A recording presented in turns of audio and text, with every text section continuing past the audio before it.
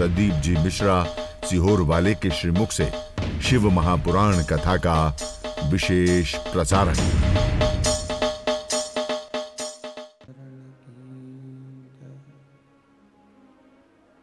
श्री वल्लभाधीश की जय। श्री गोसाई जी परम दयाल की जय।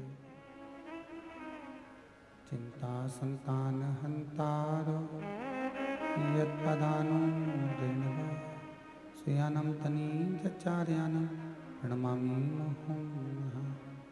यदनुग्रहतो जन्तुः सर्वदुःखातिगो भवेत् तमं सर्वदा वन्दे श्रीमद्वल्लभनन्दनम्। अज्ञानतिमिरागास ज्ञानजयशलाकया चक्षुरुन्मीलितेन तस्मै श्रीगुरवे नमः। नमामि हृदयशेषे लीलाक्षितशयनं लक्ष्मीसहस्रनाम्भिः सर्वमानं कलानिधिं। चतुर्भीष्व त्रिभिस्तवा षड्विजायते योऽसो पञ्चदा हृदये महा। बोल महंकाल राजा की जय। ओम नमः शिवाय।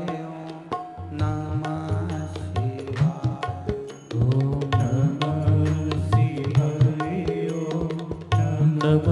शिवाय।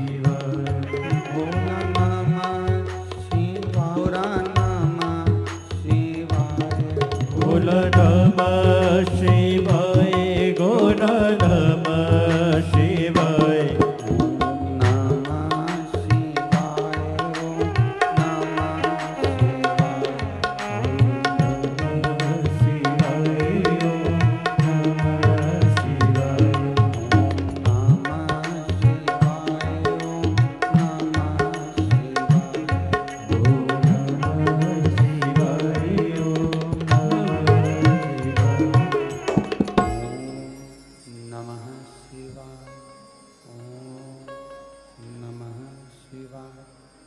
ओम नमः शिवाय।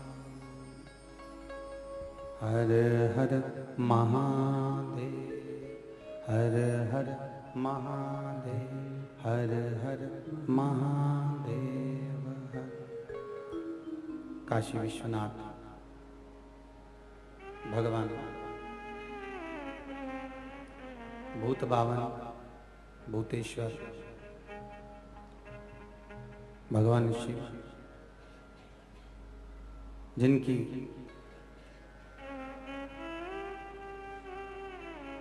परम सुख प्रदान करने वाली भक्ति का संचार करने वाली निर्मल भक्ति का प्रतिबिंब देने वाली शिव महापुराण की कथा श्रवण करने का सौभाग्य प्राप्त हुआ है। श्री रामनिवास जी भूतड़ा जी के इस पावन प्रागण्य में अविरल भक्ति और मुक्ति का साधन निश्चित करने वाली शिव कथा है। पहले भी आपको कथा में कहा बहुत पुराण और शास्त्र आपको मिल जाएंगे, सब कुछ आप धारण भी कर लेंगे, पर यदि कुछ कठिनता में प्राप्त होती है, कुछ बहुत कठिनता से हमको मिलती है, तो वो शिव महापुराण की कथा, प्रभु की अविरल कथा। जैसे गंगा निरंतर कलकल कलकर बहती रहती है,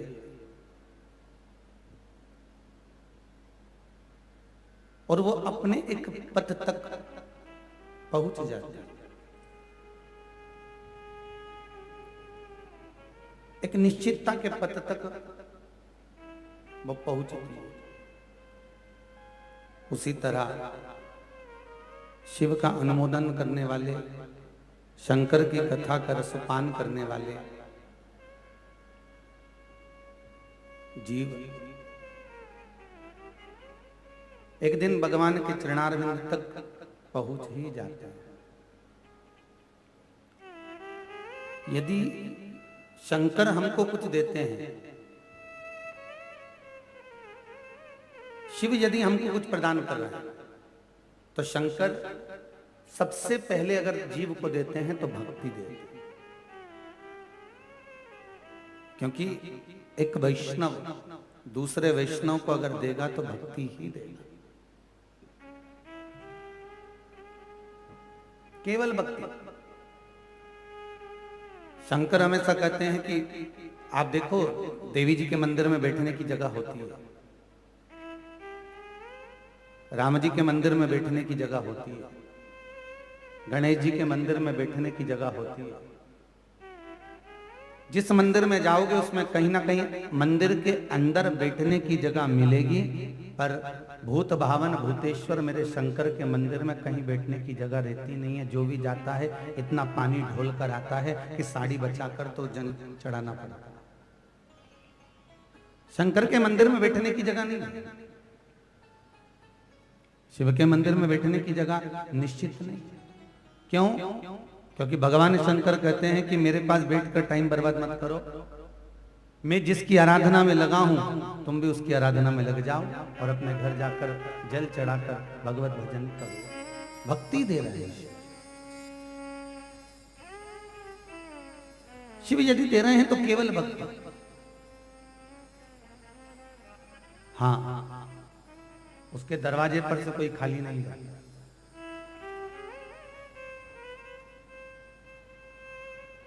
उसकी चौखट पर से कोई खाली नहीं जाएगा। आपने यदि शंकर का स्मरण किया है, शिव भक्ति को धारण किया है, तो कभी खाली नहीं रह सकते, कभी खाली।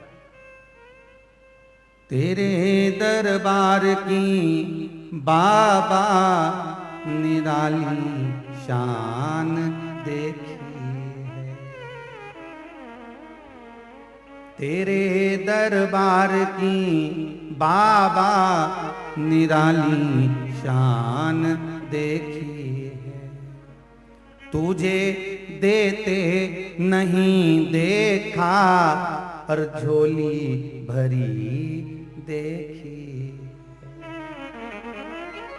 वो देता हुआ नहीं दिखता, और कभी आपको नहीं दिखेगा कि वो क्या दे रहा है, पर मेरा भूत भावन, मेरा विश्वनाथ, मेरा महाकाल, मेरा सोमेश्वर, मेरा मल्लिकार्जुन, मेरा केदारेश्वर जब देता है बिना सोच के समझ के प्रदान कर देता, बिना सोच। जो दे रहा है सर्वस्व का।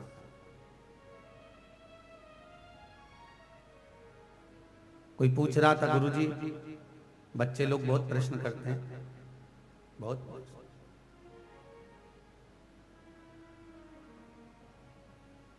सवेरे जब आलोक ऊपर आया था तो उसका कृष्ण बड़ा सुंदर था, बताने लायक। गुरुजी हम भगवान को प्रणाम क्यों करते हैं? मम्मी कहती प्रणाम करो, दादी कहती प्रणाम करो। हम प्रणाम क्यों करते हैं? संत के चरणों में, भगवंत के चरणों में, भक्तों के चरणों में, गुरुजन के चरणों में, साधुजन के चरणों में, तपस्वी जन के चरणों में, देवताओं के चरणों में, विश्वनाथ के चरणों में, घर के बुजुर्गों के चरणों में, घर के बड़ों जन के चरणों में हमारा प्रणाम करने का कारण केवल इतना सा है कि जितनी भी चिंताएं होती हैं सब ये माथे में भरी हुई होती हैं। और जब हम इस शीश को विश्वनाथ के चरणों में झुका देते हैं तो सारी चिंता वहीं टपक जाती है, और चिंता करने वाला वो विश्वनाथ चिंता करता है और हम मस्त हो जाते हैं। चिंता वो करे, ध्यान देना। मकान अपनी पसंद का होता है, मकान अपनी पसंद का होगा कि बेडरूम कहाँ बनाना है, बाथरूम कहाँ बनाना है, कैसी बेडशीट बिछाना है, हॉल में सोफा कैसा रखना है, कैसा झूमर, कैसी घंटी, क्या क्या लगाना है, कौन सा मार्बल लगाना है, कौन सा फर्श लगाना है, कौन सी टाइल्स लगाना है। मकान अपनी पसंद का होता है, पर मसान शिव की पसंद का होता है। शमशान शंकर की पसंद का होता है, किस मसान में, किस शमशान में तुम्हें जाना है। मकान हमारी पसंद का होगा, पर मसान उसकी पसंद का होगा।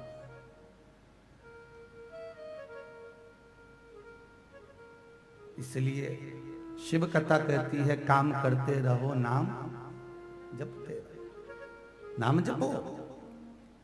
तुलसीदास जी ने भी लिखा, कलयुग केवल नाम धारा, और सुमर सुमर नर उतरहि।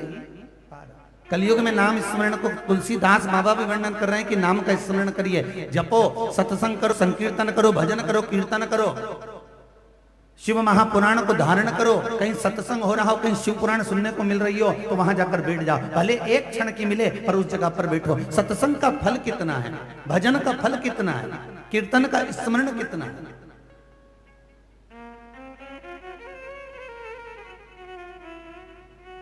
कहीं मिले, वहां जाकर बैठे। महाराज, आपके भजन करने से, आपका नाम जाप करने से, कई लोग कहते हैं महाराज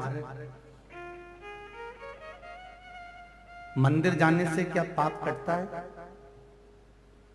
जम के बोलिए, मंदिर क्यों जाते हैं, क्या पाप कटता है?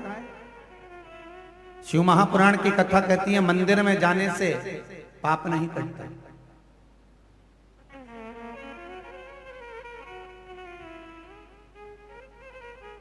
सत्संग में जाने से पाप कटता है?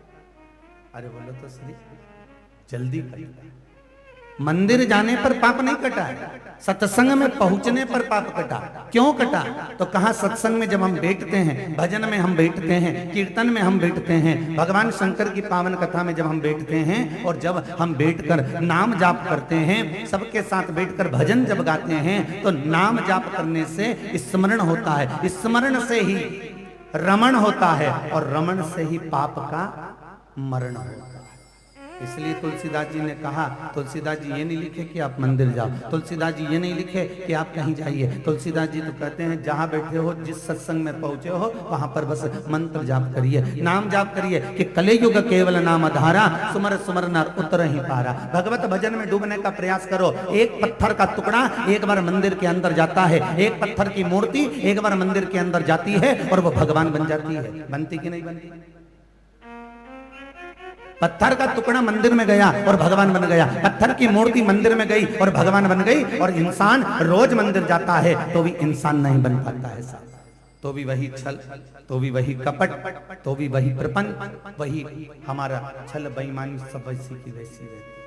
तो फिर पूरी जिंदगी वो कहे ना, पोथी पढ़ पढ़ जगमुआ पंडित भयो ना कोई। फिर पूरी जिंदगी मंदिर जाते रहे, स्मरण करते रहे, मंदिर में जाके धूप लगाते रहे, घी का दिया जलाते रहे, धूप बत्ती लगाते रहे, सारा क्रम करा, फिर इसके बाद भी तो मन नहीं सबरा। महाराज, भगवान की प्राप्ति का एक केंद्र बिंदु है। शिव पुराण कहती है कि बैठो, सत्संग करो, भजन करो। हजारों नदियां, हजारों तालाब, हजारों कुंड इस मृत्यु लोक में है, हजारों तीर्थ इस मृत्यु लोक में। अपन क्या सारे तीर्थ कर कर आ गए? अरे बोलो तो, करे सारे तीर्थ? नहीं। सारी नदियों में स्नान करा? नहीं। सारे कुंडों में स्नान करा? नहीं। सारे तालाबों में स्नान करा? नहीं। शास्त्र कहता है इतनी नदी, इतने तालाब, इतने मंदिरों में हम नहीं जा पाए। तो शिव महापुराण की कथा में वेदव्यास जी ने कहा, अगर सारे मंदिर में नहीं जा सके, सारे तीर्थों में नहीं जा सके, सारी नदियों में स्नान नहीं कर सके, तो एक शिव महापुराण की कथा में जाकर बैठ जाइए। सारी नदी, सारे तालाब, सारे तीर्थ उस शिव कथा में आकर विराजमान होते हैं। अपने आप आपको उस कुंड का, उस तालाब का, उस नदी का, उस तीर्थ का दर्शन का फल आपको प्राप्त हो जाएगा। मात्र शिव महापुराण की कथा में हम पहुंचते हैं और हमें सर्व पुण्य की प्राप्ति अपने आप हो जाएगी, अपने।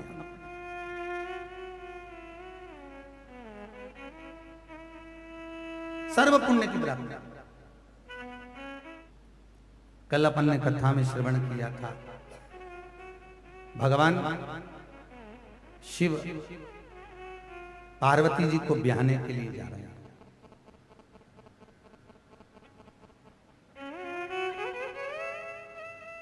मेनावती के गर्भ से माता पार्वती का प्रागट्य जन्म। मेनावती कौन है? जिसके गर्भ से भगवान शंकर की अर्धांगिनी माता पार्वती प्रकट हो रही है। ऐसा कौन सा पुण्य मेनावती ने कर दिया था? ऐसा कौन सा सत्कर्म? आपको फिर वही बात आ गई, कल कथा में कहा था, मत बुरे कर्म कर बंदे वरना पछताएगा, भगवान की आंखों से तू बच नहीं पाएगा, तू बच नहीं पाएगा। जब हम कह रहे हैं कि कोई पुण्य हमने करा तो हमको शिव पुराण की कथा मिली, अगर कोई पाप कर्म करा तो हम कथा तक पहुंचने वाले थे और मालूम पड़े घर में मेहमान आ गए।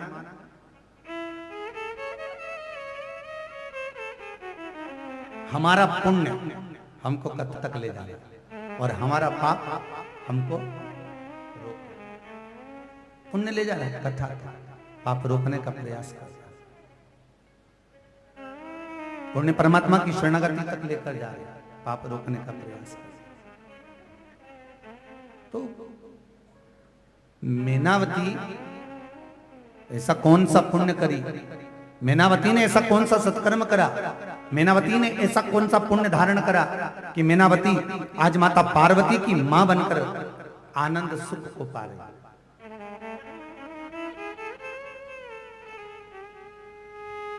कभी कभी जब हम कोई अच्छा काम करते हैं ना, बहुत अच्छा काम करेंगे, तो हमारे पूर्वज जो होते हैं ना, माता पिता, दादा परदादा, जो पितृलोक में रहते हैं, पितृलोक में भगवान नारायण, ब्रह्मा और शिव केवल श्राद्ध पक्ष में जाते हैं, तीनों केवल श्राद्ध पक्ष में। पर शिव पुराण की कथा में वेदव्यास जी वर्णन करते हैं, मेनावती के चरित्र का व्याख्यान करते हैं कि यदि हमारे परिवार में, हमारे कुल में कोई अच्छा काम जब होता है, सत्कर्म जब होता है, कोई पुण्य कार्य जब होता है, जब कोई शिव महापुराण की कथा आदि कोई शुभ कार्य जब होता है, तो ब्रह्मा विष्णु और महेश पितृलोक में बिना श्राद्ध के चले जाते हैं और हमारे पितरों की पीठ थपथपा के आते हैं कि तेरे घर के बेटे इतना सुंदर कार्य कर रहे हैं, तेरे घर के बेटे इतना अच्छा आनंदमय कार्य कर रहे हैं। हमारे पूर्वजों की पीठ स्वयं ब्रह्मा विष्णु महेश थपथपाते हैं। शिव कथा मेनावती, ये तीन बहनें हैं, मेना, धन्या और कला। कितनी बहनें हैं? तीन। फिर से बोलिए कौन कौन है? मेना, धन्या और कला। ये पितृलोक में जो पितर निवास करते हैं, उन पितरों की तीन बेटियां हैं। देखो, एक पितर की तीन बेटी, मेना, धन्या, कला, और एक पितृलोक और है, जिस पितृलोक के पितर की बेटी है श्री सुखदेव जी महाराज की धर्मपत्नी।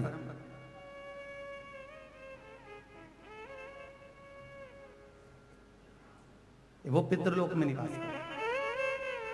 अब एक पितृलोक में जो पितर रहते हैं, उनकी तीन बेटियां, मेना, धन्या और कला, एक बार सनकादिक ऋषि तप करने के लिए बैठे, साधना करने के लिए बैठे, भजन करने के लिए बैठे, और उसी समय पर मेना निकल कर चली, उसके पीछे धन्या निकल कर चली, उसके पीछे कला निकल कर चली। अब आजकल तो माताएं इतनी भारी साड़ी जिसमें झामर झुमके लगे रहते हैं, ऐसी भारी साड़ी तो कोई नहीं पहनता।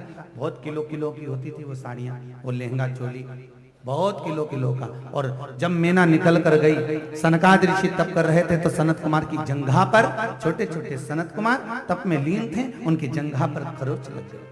मेना गई, धन्या गई, कला गई। एक बात हमेशा याद रखो, अगर किसी भी कथा में जाकर बैठना, किसी कथा में अगर पहुंचे हो, तो निवेदन है बार बार बीच बीच में उठकर नहीं जाना। उसका दोष क्या है ये शिव महापुराण की कथा बता रही। आपको जरूरी काम है उठकर जाइए, और जरूरी काम नहीं है तो प्रयास करो, या तो फिर ऐसी जगह बैठो कि बन जहां से उठ भी सके, जा भी सके, प्रयासरत रहे। मैना, धन्या, कला, ये तीनों की तीनों जारी। और जाते जाते सनकादिक ऋषियों के चरणार विंद में खरोच लग गई, रक्त निकलने लगा। रक्त निकलकर सनत कुमार को क्रोध आ गया। सनत कुमार खड़े होकर बोले, अरियो मैना, धन्या, कला, तुम पितरों की बेटियां होकर तुमने हमारा अपमान करा है। हमको तुम्हारे वस्त्र से चोट लगी है। हम तुम्हें श्राप देते हैं कि पितृलोक को छोड़कर तुम्हें मृत्यु लोक में जाना पड़ेगा। मैना, धन्या, कला चरणों में पड़ गई। हमें मृत्यु लोक में नहीं जाना, हम तो पितृलोक में रहना चाहते हैं। सनत कुमारों हमें क्षमा कर दीजिए। सनत कुमारों में से सनकादिक ऋषियों को दया आ गई। उन्होंने कहा कोई बात नहीं, हम तुम्हें वर देते हैं। मृत्यु लोक में तुम तीनों जन्म तो लोगी, पर तुम तीनों की गोद में 3 देवियां खेलेंगी जो जगत का कल्याण करेंगी। 3 देवियां। तो मैना की गोद में कौन खेली? बोलो, जम के बोलो। पार्वती। धन्या बनी सुनैना, कौन खेली? सीता। कला बनी कीर्ति, कौन खेली? राधा। 3 देवियां खेली। ये राधा, सीता और पार्वती, ये तीनों मौसी मौसी की बेटी है, एक दूसरे की बहन की बेटी। एक सतयुग में आ गई, सतयुग से भी परे में आ गई। एक त्रेता में आ गई, एक द्वापर में आ गई। तीनों मैना, धन्या और कला, अर्थात मैना, सुनैना और कीर्ति, तीनों सुंदर है, अति रमणीय, अति श्रेष्ठ। मैना, धन्या और कला। महाराज, आज मैनावती के गर्भ से पार्वती माता का जन्म हो रहा है। बड़ी प्रसन्नता, बड़ा आनंद।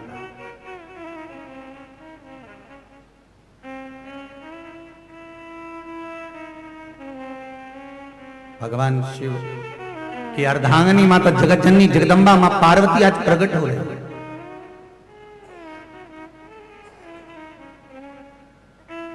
चारों तरफ सुख ही सुख हो।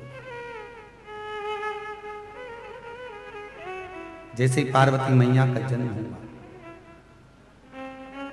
माता पार्वती जैसी जन्मी, वहीं से देवऋषि नारद का आगमन हो गया। वहीं से और नारद जी का आगमन हुआ। अब जैसे ही नारद जी पहुंचे मैनावती के यहां, हिमालय राज के घर, आज कितनी किस्मत की बात है। देखो, भाग्य देखिए, मैनावती आज अपने आप को धन्य समझ रही है। मैनावती आज अपने आप को श्रेष्ठ समझ रही है। मॉनिटर बढ़ाइए। मैनावती अपने आप को आज भाग्यशाली समझ रही है। आज भाग्य है मैनावती कि बेटी का जन्म हुआ और संत का आगमन हुआ। रामचरितमानस में कहा है, संत साधु ब्राह्मण गुरुजन चलते फिरते तीरथ है। चलते फिरते तीरथ। हिमालय राज ने हाथ जोड़कर निवेदन करा, आइए गुरुवर, पधारिए। देवऋषि नारद जी आए हैं मैनावती। ओ मैनावती। मैनावती प्रसन्न, बुलाया नारद जी को, आसन दिया, सिंहासन दिया, बैठिए, आओ बैठो महाराज। देवऋषि नारद ने जब पार्वती मैया को देखा तो देखकर भाग्य बताने की ललकता देवऋषि नारद में आ गया। देवऋषि कोई संत ऐसा होता है जिसके सामने जाकर पूछना पड़ता है, महाराज जी कोई उपाय हो तो बताओ। पर कोई कोई संत ऐसे होते हैं जिनके पास पहुंचते से वो अपनी पूरी चिट्ठी खोल देते हैं। तो देवऋषि नारद चालू हो गए। देवऋषि नारद ने कहा, हिमालय राज, तुम्हारे घर में जो बेटी का जन्म हुआ है, ये बेटी कोई साधारण सी नहीं है। इसके कई जन्म हो चुके हैं, कई अवतार हो चुके, कई बार ये जन्म ले चुके, कई बार। और सुनो देव ऋषि नारद कह रहे हैं भगवान हिमालय राज से, सुनिए, इसको जो पति मिलेगा नग्न वेशधारी, जटा जूट बांधने वाला, भस्मी रमाने वाला, मृग छाला पहनने वाला, ऐसा इसको पति मिलेगा। हिमालय राज ने सुनते ही मीनावती से जो कहा तो मीनावती की आंख में आंसू आ गए, मैं छोरी नहीं भी आऊंगी। देखो कल कथा में कहा था, परसों भी कहा था, जन्म मरण परण, परण मतलब जानते हो शादी, जन्म मरण और परण, ये तीन मेरे विश्वनाथ के हाथ में है, भोलेनाथ के हाथ में। जन्म देना भी शंकर के हाथ में।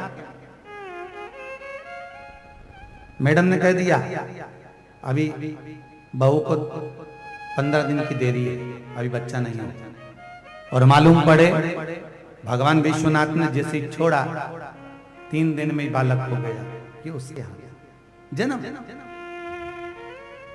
मरण, डॉक्टर ने कहा अंतिम सांसें चल रही है, ले जाओ इसको, और उसको जैसे ही घर पे लेकर गए मालूम पड़े 2 साल 3 साल 4 साल निकाल दिए, डॉक्टर की वाणी भी ठीक ही हो गई। और पंडितों ने पत्रिका देख देख कर कहा था खूब जिएगा, खूब जिएगा, खूब उम्र है, मालूम पड़े अटैक आया।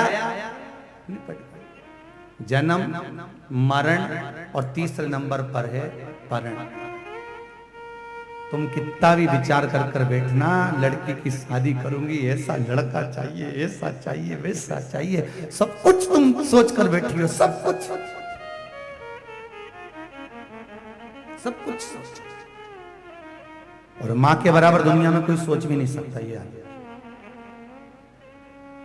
माता के बराबर कोई विचार भी नहीं कर सकता है, क्योंकि मां जिस दिन बेटी का जन्म होता है, बेटी के जन्म के बाद में माँ का काम चालू हो जाता है, मायके जाती है, कुछ भी अच्छी साड़ी मिलती है उसको घड़ी बनाकर पेटी में उठा के रख देती, बेटी को दी। अगर माँ रकम भी बनवाती है, अगर कोई हाफ सेट बनवाया, कोई रकम बनवाई, कोई अंगूठी ली, कोई पायल ली, कोई तगड़ी ली, कोई भुजबंद लिया, कोई गजरा लिया, तो माँ ये सोच कर लेती है कि बेटी को दे दूंगी, मैं बहू को दे दूंगी। ये माँ का भाव है, ये माँ की वात्सल्यता है, ये माँ की करुणा है।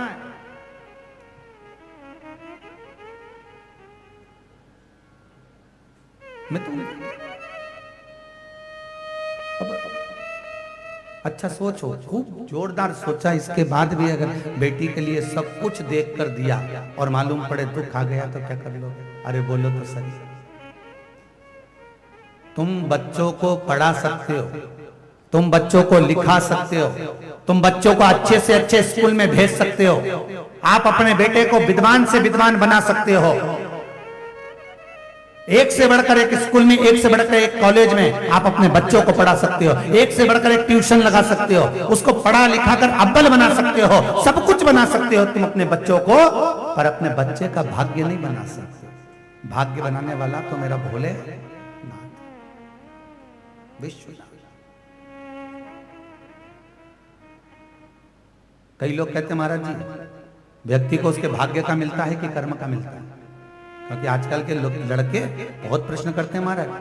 हम तो कल थोड़ी देरी बैठे थे झूले में, प्रश्नों के अंबार थे। बताइए महाराज जी, व्यक्ति को कर्म का मिलता है कि भाग्य का मिलता है? और हम भाग्य पर विश्वास नहीं करते, हम कर्म पर विश्वास करते हैं। हम तो काम करने पर विश्वास करते हैं। कर्म करो, क्योंकि गीता जी में भी लिखा है कर्म करो, और गीता जी में एक और चीज लिखी है, कर्म कर, फल की इच्छा मत कर, फल देना। पर आज के बच्चे कहते हैं हाँ, ये भगवान कौन है, ये ईश्वर कौन है, ये शिव कौन है, ये पार्वती कौन, ये गंगा कौन, ये यमुना कौन, सरयू कौन, हम नहीं जानते। हम तो एक बात जानते हैं, कर्म करेंगे फल मिलेगा, काम करो फल प्राप्त करो, कर्म करो। पर शिव महापुराण कहती है, कोई प्रश्न करने वाले ने प्रश्न करा, कर्म का मिलता है कि भाग्य का मिलता है? भैया शिव पुराण की कथा कहती है दोनों का मिलता है।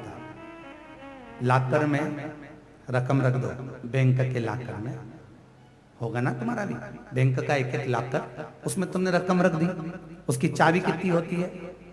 अरे बोलो तो जम के 2। एक चाबी आपके पास में, दूसरी चाबी बैंक के, अरे बोलो जम के, मैनेजर के पास में। शर्मा मत ही कि हमें मालूम पड़ जाएगा, हमको कोई दिक्कत नहीं, तुम धर के भी जाओगे तो बहू को मालूम पड़ जाएगा, हमें कोई टेंशन नहीं हो, तो टेंशन लेने की जरूरत ही नहीं है बिल्कुल। 2 चाबी, एक चाबी आपके पास, एक बैंक के मैनेजर के पास, बस।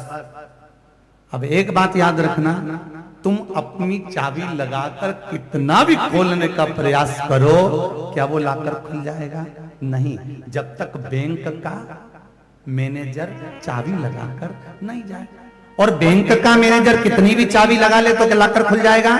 नहीं, जब तक आपकी चाबी ना लगे। बस यही शिव महापुराण की कथा कहती है, कर्म की चाबी तुम लगाते रहो, भाग्य की चाबी कभी भी विश्वनाथ लगाकर चले जाएगा और तुम्हारा भाग्य जाग जाएगा। वो चाबी उसके हाथ में, तुम कर्म करना मत छोड़ो, तुम अपना कर्म करिए। एक चाबी उसने अपने पास में रखी है, बस काम करो, कर्म करो। और कर्म भी करना तो किसी का दिल दुखा करना, बहुत प्रसन्नता का कर्म करना, बहुत आनंद। कर्म और कर्म के अनुसार श्रेष्ठ कर्म करें, चाबी वो लगाएगा। तुम सोच विचार कर देखकर आपने कितना विचार करा, मैं लड़की को ब्याहूंगी तो ऐसा करूंगी, मैं वैसा। आप बहुत अच्छा परिवार, घर, कुटुंब, कबीला सब देख कर दो, उसके बाद भी अगर भाग्य में दुख लिखा है तो वो तो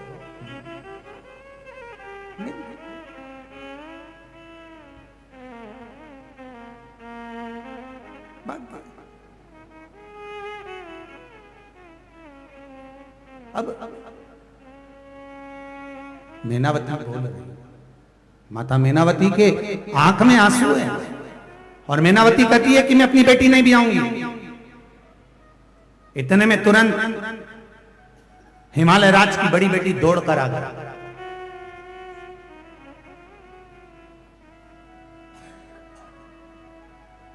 और हिमालय राज की बड़ी बेटी गंगा दौड़ कर आई। क्या नाम था बड़ी बेटी का? गंगा। गंगा दौड़ कर आई और गंगा दौड़ कर आकर कहती है, मां आपकी आंख में आंसू, आज क्यों रो रही हो आप? क्या हो क्या गया?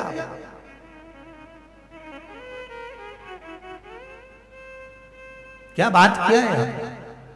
आप रो क्यों रही हो? आपके नयन में अश्रु क्यों है?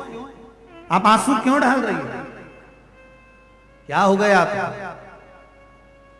मैनावती ने गंगा पास में बैठी, गोदी में पार्वती है, गोदी में पार्वती। मां आपको हुआ क्या है तो बोलो, आज आप रो रही हो, क्या हुआ? हुआ कुछ तो हुआ है, आप रो क्यों रही हो? मां कहती है, पार्वती का भाग्य नारद जी बखानते हैं और कह रहे हैं कि ऐसा ऐसा उसको वर मिलेगा। तो गंगा कहती है, मां जो भाग्य में होगा देखा जाएगा। इतने में भगवान देवऋषि नारद ने उसी समय कहा, हिमालय राज अगर तुम्हारी बेटी को पति तो ऐसा मिलेगा, पर सर्वगुण संपन्नता का अगर सुख कोई दे सकता है तो वो भोलेनाथ दे सकते हैं। भले वो भस्मधारी हैं, भले वो नग्न वेशधारी हैं, भले वो जटाजूट वाले हैं, पर है तो देव। अगर तुम्हारी पार्वती शंकर की आराधना करेगी तो उसको शिवपति के रूप में मिल जाएगा। अब गंगा ने भी सुन लिया, पार्वती ने भी सुन लिया कि शंकर ऐसे हैं। बच्चों का हृदय चित्त वृत्ति कोरी कागज है, उसको उसमें क्या लिखना है, क्या देना है, ये आपको। बच्चे बड़े विद्वान, ऐसा नहीं है कि बच्चे संस्कारित नहीं होते, बच्चे भी संस्कारित होते हैं। पर इतना निवेदन है, 20 वर्ष तक माता पिता अपने बेटे को राम बनाने का प्रयास करते हैं, 20 वर्ष तक माता पिता अपने बेटे को राम बनाने की चेष्टा करते हैं, पर 20 दिन की कुसंगति बेटे को रावण बना देती है। मात्र 20 दिन की कुसंगति मिली और बेटा रावण बन गया, और 20 वर्ष पर पानी फिर गया, 20 साल पर कुसंगति के चक्कर। बहुत ध्यान दीजिए, बच्चे कोरे हैं, भगवान देव ऋषि नारद ने कहा, अगर ये शिव का भजन करे, अगर ये शंकर का भजन करे, शिव का स्मरण करे, शंकर पति के रूप में मिले। गंगा ने सुन लिया, गंगा भी शिव का भजन कर रही है, पार्वती भी शिव का भजन कर रही हैं। दोनों समय की अवधि में बड़े हुए। आज माता पार्वती अपनी सखियों के साथ में वन में जाकर एक गुफा में प्रवेश कर कर भगवान शंकर की आराधना करती। शंकर ऐसा तप करा कि कुछ भी नहीं खा, सब छोड़। तो आज ये प्रसंग जहां सम्मुख में आया और पार्वती जी ने अपनी सहेली से कहा, मैंने सुना है किसी संत पर अगर लोटा भरकर पानी फेंक दो, संत प्रसन्न हो जाते हैं, वर दे जाते हैं। इतने में दुर्वासा ऋषि निकल रहे थे। गंगा जी ने कान लगाकर सुन लिया था, तो गंगा ने पानी का लोटा भरा और दुर्वासा पर फेंक दिया। जैसे ही दुर्वासा ऋषि पर फेंका, दुर्वासा ऋषि क्रोध में लाल हो गए और क्रोध में लाल होकर बोले, दुर्वासा जी, अरे ओ गंगा, तो हिमालय राज की बड़ी बेटी होकर तूने मेरा अपमान करा है। मैं तुझे श्राप देता हूं कि तू पृथ्वी पर जल के रूप में बहेगा। तू मनुष्य स्त्री के शरीर को छोड़ेगी और जल के रूप में बहेगी। गंगा की आंख में आंसू, गंगा रो पड़ी, बिलखने लगी, मुझे श्राप मिल गया। गंगा ने हाथ में जल लिया, पार्वती को श्राप देने के लिए आतुर हुई। इतने में शिव जी आकर खड़े हो गए, गंगा रुको, ये मेरी अर्धांगिनी बनेगी और मेरी अर्धांगिनी को अगर श्राप लग जाए तो मैं इसको अर्धांगिनी नहीं बना सकता। इसलिए हाथ जोड़ के निवेदन, गंगा तुम इसको श्राप मत दो, प्रभु इसने मेरे को श्राप दिलाया है। भगवान भोलेनाथ जी बोलते हैं, तो चिंता मत कर गंगा, मैं तुझे वचन देता हूं, तू भले मेरी अर्धांगिनी नहीं बनेगी, पर मेरे बच्चों का पालन और जन्म तेरे ही जल से होगा। मेरे बच्चों का पालन और जन्म तेरे ही जल से होगा। केवल एक गणेश और एक अशोक सुंदर, ये दो अलग जन्मे, बाकी के भगवान शंकर के जितने बच्चे जन्मे, 6 पुत्र 5 कन्या, सब गंगा के जल से प्रकट हुए।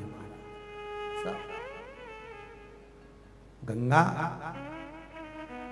तू चिंता मत कर, मेरे जितने बच्चे होंगे तेरे जल से प्रकट होंगे, उसका पालन पोषण तू करेगी। गंगा जी ने हाथ जोड़कर विनती करी।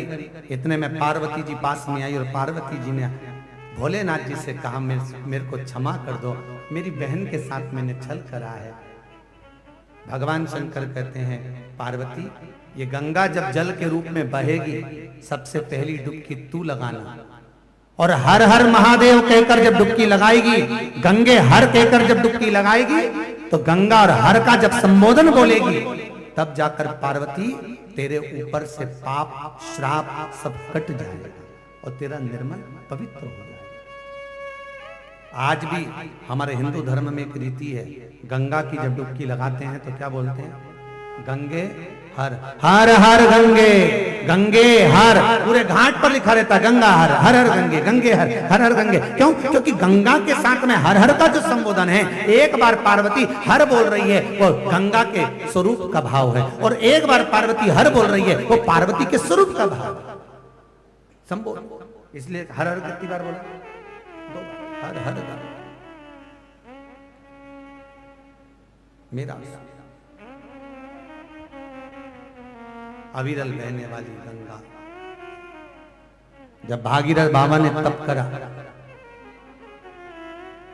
अपने पूर्वजों के उद्धार के लिए भागीरथ जी जब तप करते हैं गंगा जी को पृथ्वी पर लाने के लिए, तो भगवान शिव से विनती करी, गंगा आएगी, गंगा पृथ्वी पर आएगी,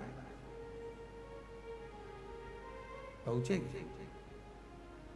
महाराज भागीरथ बाबा ने बुलाया, गंगा जी आई, गंगा पहुंची,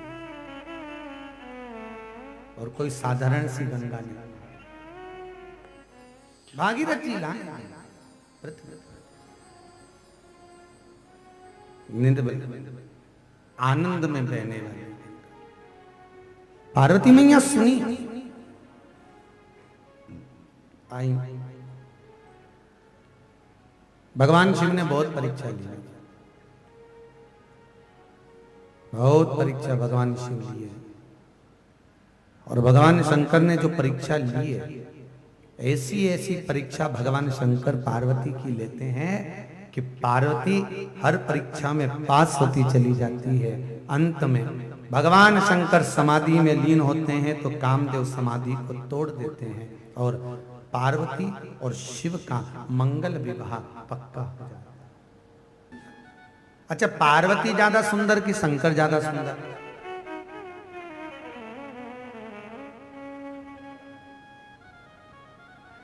है कौन सुंदर? पार्वती ज्यादा सुंदर कि शंकर ज्यादा सुंदर?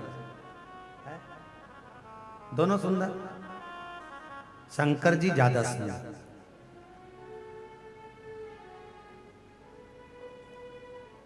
सबसे ज्यादा सुंदर है मेरे भोलेनाथ,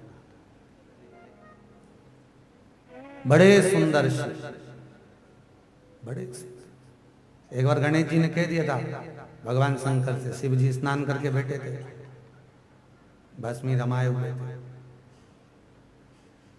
और भस्मी रमाए हुए गणेश जी महाराज ने शंकर भगवान से कहा, पिताजी पिताजी। भगवान शंकर बोले, बोलो। एक बार मुझे आपको बिना भस्मी के देखना, बिना भस्मी के। शंकर भगवान बोले, रेन दे तू, रेन दे। नहीं नहीं नहीं, मेरे को तो बिना भस्मी के देखना। आज भगवान भूत वामन जब स्नान कर कर लौटे, बिना भस्मी के गणेश जी के सामने पहुंच गए। इतने सुंदर शंकर, इतने सुंदर कि गणेश जी का तो हृदय जल गया। गणेश जी ने तुरंत शंकर भगवान को देखकर कहा, पिताजी। शंकर जी बोले, बोल, आज मैं आपसे एक वचन मांगना चाहता हूं, दोगे? पिताजी ने बोला, मांग, क्या वचन चाहिए? पिताजी, आप वापिस भस्मी रमा लो, वापिस भस्मी रमा, वापिस मृग छाला पहनो, जटाजूट बांधो, आप इतने सुंदर बनकर मत रहिए।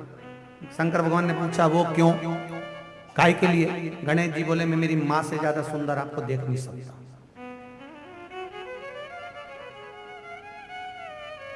मेरी मां से ज्यादा मैं सुंदर आपको नहीं देख सकता। अच्छा, बेटी बाप के पक्ष में रहती है और बेटा मां के पक्ष।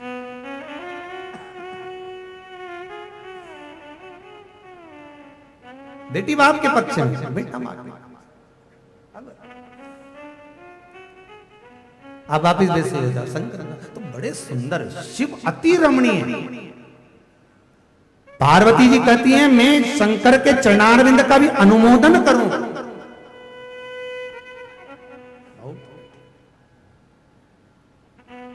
कितने सुंदर, कितने सुंदर। कर्पूर गौरम करणाम।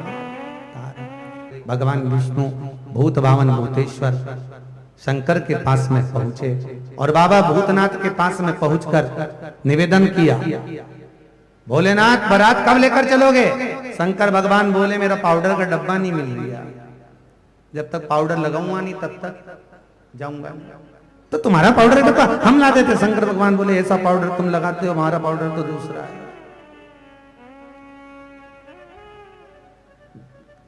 सामने से आवाज आई, राम नाम सत्य है।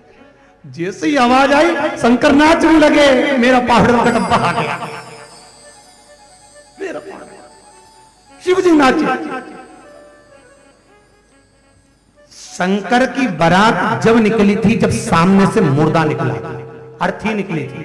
हिंदू धर्म में आज भी प्रमाण है, अगर कोई अच्छा काम करने जा रहे हो, फैक्ट्री का उद्घाटन करने जा रहे हो, मकान का मुहूर्त करने जा रहे हो, बेटा बेटी की शादी करने जा रहे हो, बारात लेकर जा रहे हो, सामने से अर्थी निकल कर चली जाए, समझ लेना काम फतेह होगा, काम सफल होगा।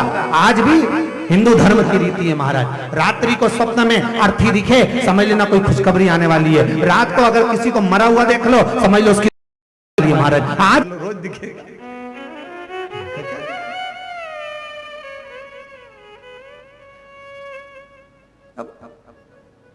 भगवान भोलेनाथ की बारात, भगवान विष्णु ने कहा, महाराज जी रथ लाए, चलिए बैठी। भगवान बोले, रथ में नहीं बैठूंगा। तो काय पे बैठोगे? ब्रह्मा जी बोले, कमल के पुष्प पे बैठे। नहीं नहीं नहीं, मेरे नंदी को ला। बूढ़े नंदी को बुलाया, नंदी को बुलाया तो नंदी का मुंह इधर, शंकर जी का मुंह इधर। तो इतने में इंद्रदेव ने जाकर पूछा, नाथ आपका ब्याह है, उल्टे बैठे हो। शंकर भगवान बोले, हमारा कोई बाप नहीं, हमारा कोई भाई नहीं, बारात कैसे देखेंगे? आगे से नंदी देखेगा, पीछे से हम देखेंगे, इसलिए ओंधे बैठे, ओंधे। चलिए बारात। ब्रह्मा जी ने नारायण से कहा, सब अच्छे दिख रहे हैं, पर ये तो पूरा ही नग्न है। कुछ नीचे तो लटक बात हो, सब तीन बात हो, कोई मृगछाला हो गया। भगवान विष्णु ने शंकर भगवान से बोला नीचे कुछ बांधोगे क्या? शंकर भगवान बोले हमारे यहाँ कुछ है ही नहीं, तो हम क्या बांधे?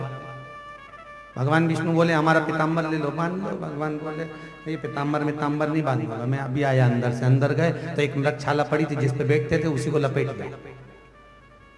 अब लपेट के आए, जैसे गुफा से बाहर निकले फिर खसक गए। अब जैसे ही वो खसकी, भगवान विष्णु भगवान शंकर के पास गए तो फिर खसक गई। तो शंकर भगवान बोले हम कैसे बांधे, तो तुम बता दो। भगवान विष्णु बोले मैं एक काम करता हूँ, मेरे सोने का पट्टा है, आपको देता हूँ हीरे जड़ा हुआ, वो बांध लो। अच्छा पैक जम के, खसकेगा नहीं। शंकर भगवान बोले तुम्हारा काय को सोने का बांध देंगे। भगवान शंकर ने गले में से सांप उतारा, सांप कस के, और फिर बैठ गए नंदी पे। जैसे ही नंदी पे बैठे, आगे आगे देवताओं के आगे सेनाई बजाने वाले थे, इन्होंने जैसी पूंगी बजाई वो फिर खुल गया, नाचने लगा। अब जैसी पूंगी बजी तो वो नाचा, और जैसी नाचा तो फिर खुल गया। भगवान विष्णु बोले प्रभु, शंकर भगवान बोले सांप से बंद रहे। शंकर सांप बोले महाराज आपकी शादी में नहीं नाचू। शंकर भगवान बोले मेरी शादी में मैं ही नाचूंगा, बाकी कोई नहीं नाचेगा, बन जा।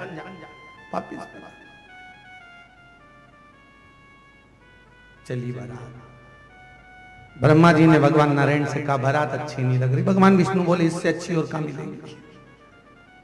क्या अच्छा नहीं लगी, इससे जोरदार और कहां मिलने वाली बता।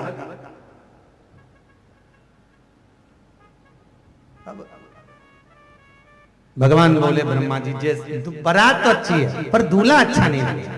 तो भगवान विष्णु बोले दूल्हा चेंज भी नहीं कर सकते, अब क्या करा जाए? तो एक काम करो, जस दूल्हा तस बन बना, जैसा दूल्हा है वैसे बारात बना दो। भगवान ने कहा। भगवान विष्णु शंकर जी के पास पहुंचे, और भगवान भोलेनाथ के पास में पहुंचकर भगवान विष्णु ने नारायण ने शंकर से कहा प्रभु बारात बहुत अच्छी लग रही है, बहुत जोरदार चल रही है। शंकर भगवान बोले बैंड बाजा अच्छा बज रही है, हाँ जोरदार बज रही है। भगवान विष्णु बोले आप आगे मुंह करके देख लो। शंकर भगवान बोले नहीं मैं तो पीछे ही अच्छा। तो फिर क्या कमी पड़ गई?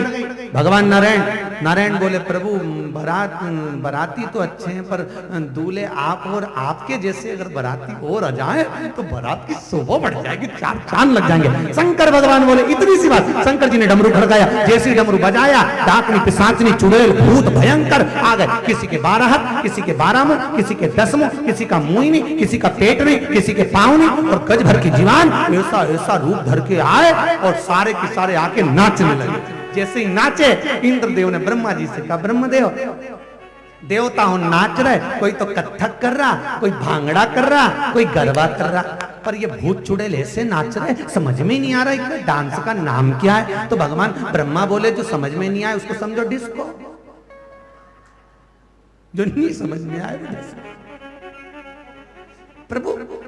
इंद्रदेव ने ब्रह्मा जी से पूछा महाराज ये गरबा कथक और भांगड़ा ये तो पृथ्वी पर चलेगा, क्या डिस्को भी प्रसिद्ध होगा? शंकर भगवान का नृत्य, ये शंकर जी के रुद्रगणों का नृत्य भी प्रसिद्ध होगा? ब्रह्मा जी बोले पूरी पृथ्वी पर लोग कथक भांगड़ा गरबा सब भूल जाएंगे और ये भूत प्रेत का डांस खूब चलेगा। और आज भी चले महाराज, जैसे भूत चुड़ैल नाचे थे आज भी लोग ऐसे ऐसे नाचते, ऐसा लगता है जैसे इनको ततैया खा गया। कोई कोई तो ऐसा ऐसा हिले, ऐसा ऐसा समझ में। बारात चल रही है, अब उधर तो बारात चल रही, इतने में शंकर जी के पास में एक रुद्रगण आया। शिव जी के पास आकर एक भूत शिव से बोला, कंधे पे लेके झोला। एक भूत शिव से बोला, कंधे पे लेके झोला, बाबा भांग खाओगे या दम लगाओगे? बाबा भांग खाओगे या दम लगाओगे? अब भैया भूत आए हैं, प्रेत आए हैं, डाकनी पिशाचनी आई है, तो उनकी मस्ती में चलेंगे। आगे आगे 33 करोड़ देवता, पीछे पीछे सारे बाबा। एक भूत शिव से बोला, एक भूत शिव से बोला, कंधे पे ले झोला, बाबा खाओगे या तुम लगा बाबा खाओगे या दम लगाओगे, ओ बाबा खाओगे या दम लगाओगे, बाबा खाओगे या दम लगाओगे। जय हो।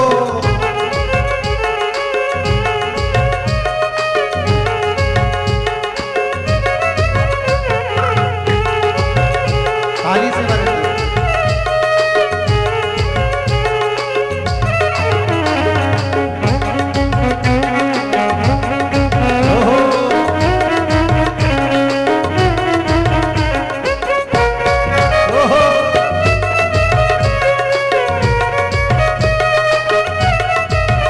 तेरा भूतों से रिश्ता पुराना, तेरा भूतों से रिश्ता पुराना, भूतनाथ कहता तुझको जमाना, भूतनाथ कहता तुझको जमाना, तेरा भूतों से रिश्ता पुराना, तेरा भूतों से रिश्ता पुराना, तुझे भूतनाथ कहता जमाना, तुझे भूतनाथ कहता जमाना। बाबा खाओगे या तुम लगाओगे, बाबा खाओगे या दम लगाओगे, ओ बाबा खाओगे या दम लगाओगे, बाबा खाओगे या दम लगाओगे। जय हो।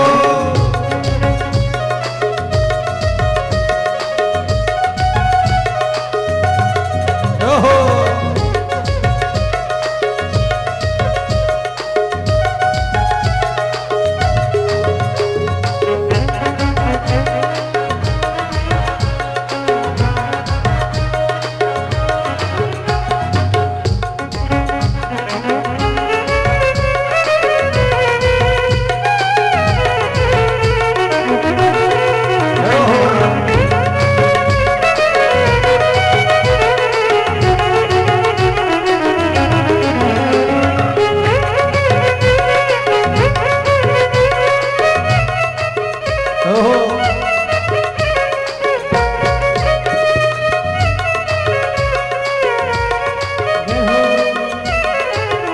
तेरा गांजे से रिश्ता पुराना, तेरा गांजे से रिश्ता पुराना, जानता है ये सारा जमाना, जानता है ये सारा जमाना, ओ जानता है ये सारा जमाना, जानता है ये सारा जमाना।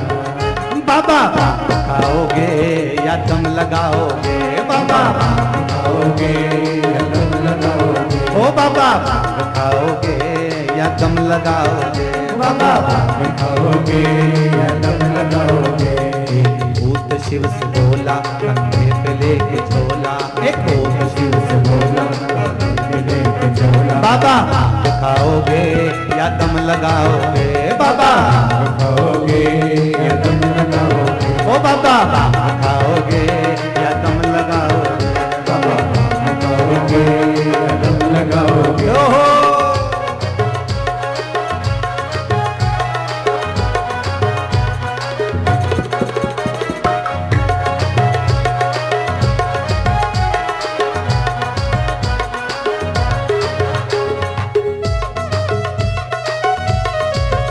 जय हो।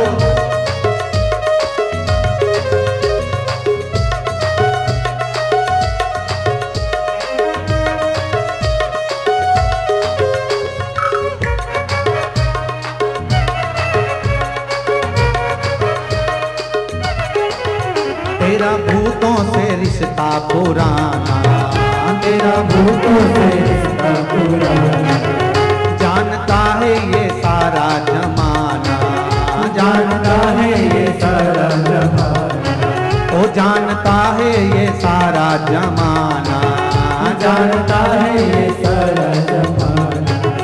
बाबा खाओगे या दम लगाओगे, बाबा खाओगे या दम लगाओगे, ओ बाबा खाओगे या दम लगाओगे, बाबा खाओगे या दम लगाओगे, ओ बाबा खाओगे या दम लगाओगे, बाबा खाओगे या दम लगाओगे। हर हर महादेव। भगवान शिव ओघड़दानी शंकर कैलाशी अविनाशी चली है बारात।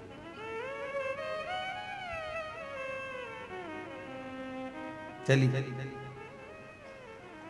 बड़ी मस्ती में चली, अलमस्त हो। और जैसे ही बारात दरवाजे पर पहुंची है,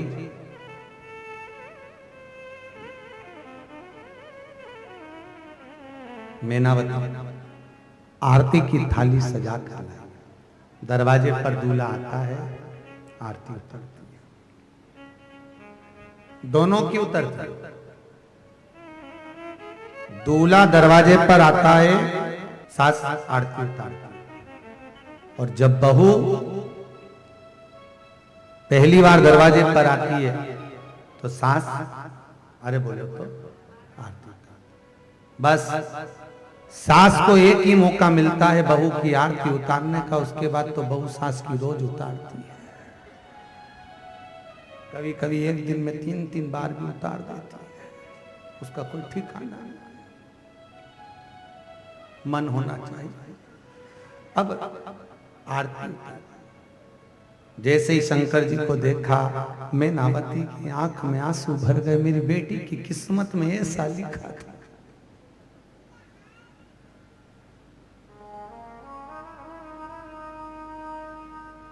ऐसा नयन जल भरा हुआ है।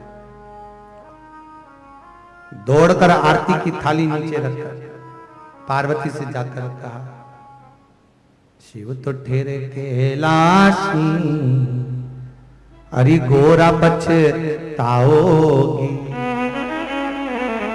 और बूढ़े जोगी के संग में तुम कैसे रहे पार्वती, समझो तुम कैसे रहोगे। शंकर के ना तो कोई आगे है ना कोई पीछे, उम्र का भी ठिकाना नहीं मालूम कि कितने साल का है।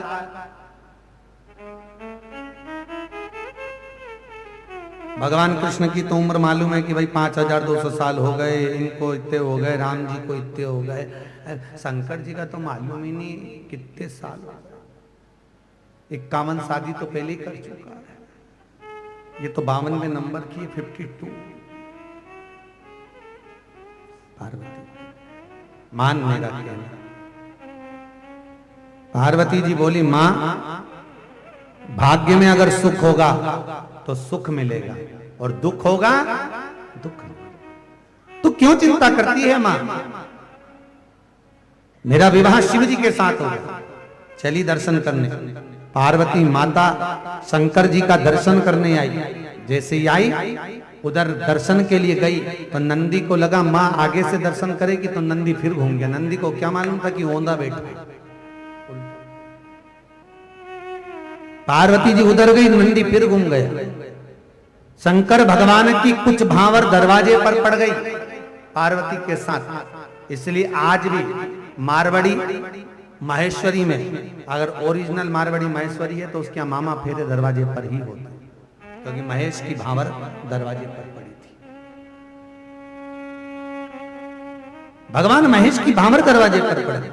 अंदर प्रवेश हुआ, चारों तरफ सुख समाया था। राम जी की शादी में पहले भांवर हुई थी, फिर भोजन हुआ था। पर शंकर जी की शादी में पहले सबको भूख लग रहा था, क्योंकि शंकर जी के यहाँ तो कुछ खाने का था ही नहीं। अब शमशान में कौन खाए? पर आज का जमाना तो इतना विचित्र है कि लोग शमशान में जाके भी तंबाकू खाएं। सबसे ज्यादा अगर कहीं हंसी मजाक होती है आज के समय में तो शमशान में ही होती है। लोग एक दूसरे की इतनी ठिठोली करते हैं। शमशान में मुर्दा जलाने वाला मुर्दा जलाए, ये सब बैठ के ठिठोली करता रहे। मतलब इनका बस नहीं चले, नहीं तो वही दाल बाटी बना के खा के आए। इतनी ठिठोली लोग शमशान में। और शमशान कोई साधारण जगह नहीं है जहां शिव बैठा है। मेरा ओ गड़ी, मेरा दयालु, मेरा दातार, मेरा शंकर बैठा हुआ। भगवान ने कहा क्या चाहते हो? प्रेत सारे आकर बोले प्रभु पहले भूख लग रही है। भगवान विष्णु को शंकर जी ने बुलाया, जाकर हिमालय राज से कहो पहले भोजन की तैयारी करो। भोजन की तैयारी करी। यहां से वहां तक 33 कोटि देवताओं को बिठा दिया और यहां से वहां तक सारे डाकरी पिशाचनी चुड़ैल और भूतों को बिठा दिया। दोनों पट्टियां लग गई। इधर देवता बैठे थे, पत्तल लगाने वाले। पत्तल जानते हो, पहले भोजन होता था ना, नीचे बैठ के पत्तल लगाने वाले आए, थाली लगाने वाले। इधर लगा कर गए, इधर आ गए। एक के 12 मुंह थे। उससे पूछा, दादा तू कौन से मुंह से खाएगा? पत्तल कितनी रखी? उसने कहा 12। उसके लिए 12 रखी। और आगे गए, उसका मुंह ही नहीं था। उससे पूछा, तू कैसे खाएगा? उसने कहा बाल्टी में लाता जाओ, गला में कूटता जाओ। परसगारी करने वालों के पसीने छूट गए। हिमालय राज के पास जाकर कहा, महाराज ऐसी बारात हमसे नहीं जिमाई जाए। हिमालय राज ने कहा, क्या हो गया? अरे देवता तो आराम से बैठकर जिम रहे हैं। फिर हुआ क्या कि देवता तो जिम रहे, पर इन भूत चुड़ैल का क्या करें? इतने में हिमालय राज ने कहा, ब्याह नारद जी ने पक्का कराया, उसको पकड़ के लाए। नारद जी को लाए। छोरा छोरी के बीच में एक होता है ऐसा, नारद बेचारी की बहुत आप। नारद को पकड़ के लाए, नारद जी को लाए। नारद जी ने पूछा, क्या हुआ? अरे तुम भोजन कैसे कराए इन सारे बरातियों को? शंकर भगवान। नारद जी बोले, इसमें घबराने की क्या बात है? देवता बैठ के जिम रहे ना। हाँ, इन भूत चुड़ैल का क्या करें? कुछ मत करो, यहां से वहां तक बर्तन भर भर के रख दो और सबके हाथ में एक एक प्लेट और एक एक चम्मच दे दो और सारे भूत चुड़ैलों को छोड़ दो। खानदान सब टूट पड़े, ऐसे खाए, प्लेट चम्मच ले लेके टूट पड़े। इंद्रदेव ने ब्रह्मा जी से पूछा, महाराज जो बैठ के जिम रहे हैं, आराम से जिम रहे हैं, इसको तो हमारी देव भाषा में पंगत कहते हैं, पर ये खड़े खड़े खा रहे। इन भूत चुड़ैलों का भोजन को क्या कहेंगे? तो शंकर भगवान ने जैसे ही भोजन चालू करवाया, करें क्या? तो इतने में ब्रह्मा जी बोले, इसी को कलयुग में बफेट कर। इसी और जब भोजन पूर्ण हुआ, भावर की तैयारी हुई, पार्वती और शिव को बिठाया, पंडित जी पूजन कराने बैठे, कन्यादान कराने के लिए हिमालय राज जी बैठे। पूजन चालू हुआ। जैसे ही पूजन चालू हुआ, संकल्प दिलाया गया कन्यादान का। वर से पूछा पंडित जी ने, अमुक नाम शंकर, पिताजी का नाम शंकर, दादाजी का नाम शंकर, परदादा का नाम शंकर। पंडित जी चिल्लाकर बोले, कुछ पी के आए? कोई भांगवान चढ़ा के आए हो क्या? तुम्हें अक्ल नहीं है? तुम्हारा नाम पूछा तो शंकर कह रहे हो, पिताजी का नाम शंकर कह रहे हो, दादाजी का नाम शंकर कह रहे हो। ये कोई अच्छी बात है? हमारी हंसी उड़ा रहे हो? हम शादी कराने बैठे हैं, हम विद्वान हैं, हम पंडित हैं। हिमालय राज बोले, गलती हो गई प्रभु, वापिस संकल्प छुड़वा। फिर संकल्प छुड़ाया, तुम्हारा नाम अमुक नाम शंकर, पिताजी का नाम शंकर। कन्यादान करा जाता है तो 7 पीढ़ी का जो दादा परदादा उनका नाम लिया जाता है कि किस कुल में हम बेटी को ब्याह। दादा का नाम शंकर, परदादा का नाम शंकर। अब तो पंडित लाल गुस्से में, ये मेरी ठिठोली उड़ा रहा है, ये हम विद्वान पंडितों की हंसी उड़ा रहा है। ऐसे दूल्हे के साथ में दुल्हन भी आ रहे हो? हिमालय राज, लड़की पछताएगी, इसके साथ बेटी मेरी मत ब्याह, और मैं नहीं करा सकता ऐसी शादी। और जैसे पंडित उठ के गया, पार्वती जी हाथ जोड़ के बोली, अच्छे से शादी क्यों नहीं होने दे रहा? शंकर भगवान की मैंने क्या गलती करी? तो तुम्हारे पिताजी का नाम बताओ। शंकर जी बोले, बाप हो तो बताओ। तो तुम्हारे पिताजी तो के शंकर, दादाजी शंकर, परदादा। अब शादी कौन कराएगा? वो पंडित जी चले गए। भगवान बोले, तू चिंता मत कर, अभी दौड़ के आएगा। शंकर भगवान ने गले में से सांप को उतारा, उतार को पकड़ के पंडित के। सांप जैसे ही गया, धोती में भराया, पंडित दौड़ के तुरंत आया। और आते से जो मंत्र पढ़ना पंडित जी ने चालू करे, नॉन स्टॉप मंत्र बोले जाए, बोले जाए, बोले जाए। अरे पार्वती जी के मर जाएगा बेचारा। शंकर भगवान बोले, पूरी शादी हो जाए, फिर मरेगा, मरेगा तो बोले। और पंडित जी मंत्र पे मंत्र बोल रहा है, मंत्र पे मंत्र बोल रहा है। अब पंडित जी मंत्र बोल रहा है, सांप सामने बैठा, ऐसे मंत्र बोले, ऐसे मंत्र बोले, नॉन स्टॉप चालू चालू। शंकर भगवान, पार्वती जी बोले, अपने को तो आई नहीं दिया, करें क्या? भगवान शंकर बोले, अपन तो जैसी तैसी कैसी भावर लगा लो, सब चल जाएगा। पंडित जी मंत्र तो बोल रहे हैं, शादी भावर लगा दी। और भावर लगाकर शंकर भगवान, पार्वती जी बोली, भगवान प्रभु मर जाएगा, उसको वापिस चुप तो कर दो। शंकर भगवान अंगड़ाई लेकर एक हाथ जो पंडित जी के सिर पे रखा, पंडित जी चुप। हिमालय राज ने पूरा ब्याह कराया। पंडित जी को तिलक करके हिमालय राज ने पूछा, महाराज दक्षिणा क्या दूं? पंडित जी हिमालय राज से बोले, मेरे घर छोड़िए, मेरे घर छोड़िए। दक्षिणा नहीं चाहिए, दूसरी बार दक्षिणा के लिए जिंदा नहीं रह पाऊंगा, घर छोड़।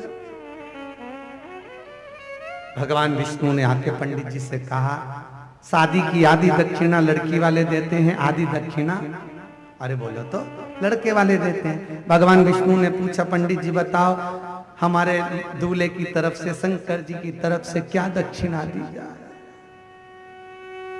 पंडित जी बोले, बाप की सौगंध खाता हूं कभी पंडिताई नहीं करूंगा, एक बार मेरे घर छोड़ो, कभी नहीं करूंगा, कभी नहीं। भगवान शिव उठे, रुद्राक्ष की माला निकाली, शंकर भगवान अपने गले की माला निकालकर विद्वान ब्राह्मण के गले में डाल दी। तुम्हें अभयता दे, अभय, तुम चिंता ना करिए, तुम जाइए। भगवान भूत भावन दे। अब यहां पार्वती मैया साज सजाकर तैयारी है विदाई की। महाराज लोग कहते हैं बेटी की विदाई में सबसे ज्यादा मार होती है, पर हिमालय राज की कथा कहती है बेटी की विदाई में सबसे ज्यादा बाप रोता है।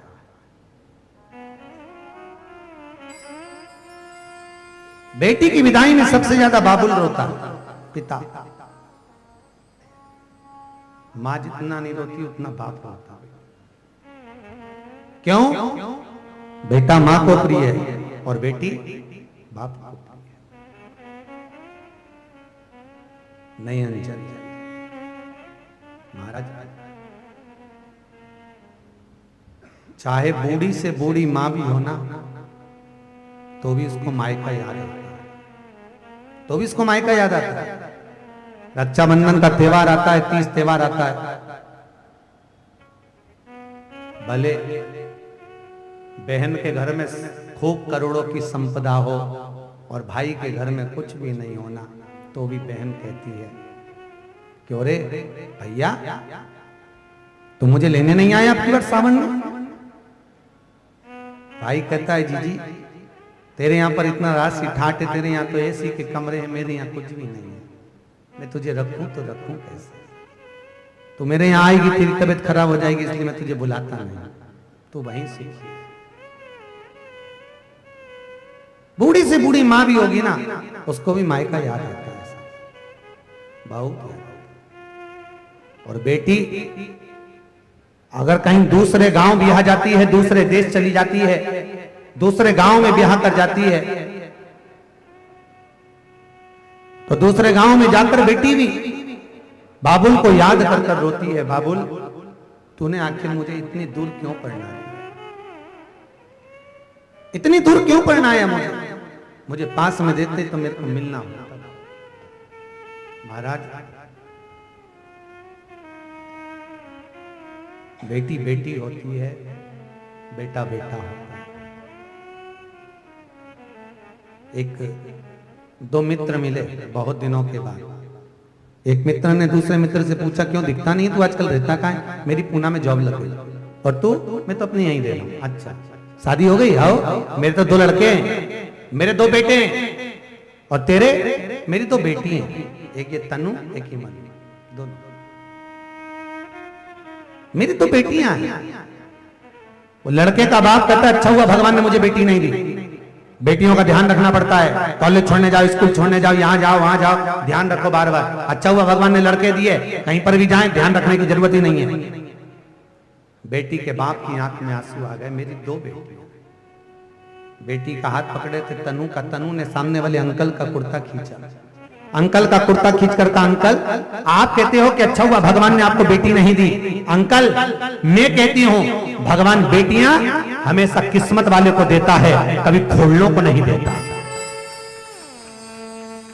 जो कभी अपनी बहन बेटी को, कभी अपनी बुआ को, कभी अपनी बहन बेटी को एक साड़ी नहीं दे, भगवान उसके घर में लड़की देता ही नहीं। ओके, जब ये बुआ को नहीं दे, बहनों को नहीं दे, तो ये अपनी छोरी के कहीं देगा। भगवान ने बेटी दी। बेटियां हमेशा किस्मत वालों के घर में होती हैं, भाग्यशाली हैं। 3 के भाग्य का धन हर व्यक्ति को मिलता है साहब। पिता को 3 के भाग्य का धन हर बाप को मिलता है, हर पिता को। पहला बेटी के भाग्य का। जब बेटी की शादी हो, गरीब से गरीब बाप को भी देखना, कोई साधारण से व्यक्ति को देखना। और आपने भी अपनी बेटी ब्याही होगी, याद करो अपनी बेटी की शादी और एक बार बेटे की शादी। बेटी की शादी के समय पर भले पैसा नहीं होगा, धन नहीं होगा, पर बेटी की शादी ऐसी होती है कि दुनिया देखती रह जाती है।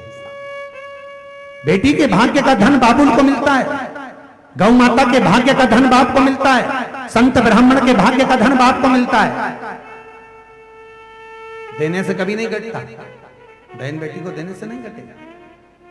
साहब, पति उसको 10-10 हजार की साड़ी दिलाता है, फिर भी किसी को नहीं बताती, और मायके से अगर 500 की भी मिलती है तो पूरे मोहल्ले को बताती है, देख अभी मैं गई थी ना, मेरे भाई ने दी। मायके की साड़ी भले 500 की, 1000 रुपए की, पर वो सबको दिखाएगी मेरे भाई ने दी है। उसकी कीमत बढ़ा के बताएगी मेरे भाई ने दी है, 5000 से कम की नहीं। भले मोहल्ले के लोग के 300 की तो है, पर उसको मायका इतना, मायका इतना। और बेटी जब जानकी जी विदा हुई, सीता मैया जब विदा हुई, तो माता जानकी बाहर निकलकर अपनी मां सुनैना से पूछती हैं कि मेरी विदाई में सब दिखे, मेरे पापा क्यों नहीं, मेरा बाबुल कहां था, मेरे पिता कहां है। राम जी से कहा मेरे पिताजी मेरी विदाई में नहीं आए, एक बार मिलकर आना चाहते हैं। राम जी ने कहा जाओ। सीता जी आवाज लगाई दरवाजे से, बाबुल, पापा, बाबुल, ओ बाबुल। बाबुल बाहर निकल के आए, लाडो क्या बात है। जानकी जी कहती हैं, बाबुल पाल पोस कर बड़ा करा, छोटी सी गुड़िया को जमीन से प्रकट हुई थी मैं तो आपकी भी नहीं है। पर पापा आप तो कहते थे कि दुनिया का सारा सुख मेरे यहाँ पर है, खूब संपदा है, खूब दौलत मेरे यहाँ पर है, तो क्या एक बेटी बोझ बनती थी जिसको तुमने विदा कर दिया। लोग कहते हैं, सुनैना जी रोई, राम कथा कहती है जनक जी इतने रोए थे बेटी को गले लगाकर। बेटी बाप का गौरव होती है, बेटी बाप का गौरव है। पिता पूरे घर से झगड़कर बेटी को पढ़ाने के लिए बाहर भेजता है, पिता पूरे घर से विवाद कर बेटी को पढ़ाने के लिए बाहर भेजता है। मां मना करती है मत भेजो, और पिता कहता है नहीं मेरी बेटी को पढ़ना चाहिए, मेरी बेटी को सब कुछ सीखना चाहिए, इसको जान दे, इसको पढ़ने दे, इसको कॉलेज भेज दो, इसको स्कूल भेज दो। पिता अपनी बेटी को घर में लड़कर झगड़कर अपनी बेटी को पिता हर जगह पर अव्वल बनाना चाहता है, पढ़ाना लिखाना चाहता है। बाप जब सब दुनिया से लड़कर अपनी बेटी को आगे बढ़ाना चाहता है, तो मेरा बेटियों से निवेदन है, जब पिता ने सारी दुनिया से झगड़ा कर कर तुझे पढ़ा लिखा कर अव्वल बनाया है, तो बेटियों से निवेदन है कि अपने बाप से कन्यादान का हक मत छीनना, बाप को कन्यादान का मौका जरूर देना। कन्यादान का मौका अपने पिता को जरूर देना। बाप का गौरव होती हैं बेटियां, जीवन का लक्ष्य है बेटियां, आनंद का सुख है बेटियां। सीता जी कह रही थी, पार्वती जी ने हिमालय राज से कहा था आपके पास में बहुत ढेरों की संपदा, फिर भी क्या बेटी बोझ लगती है? बेटी बोझ नहीं है।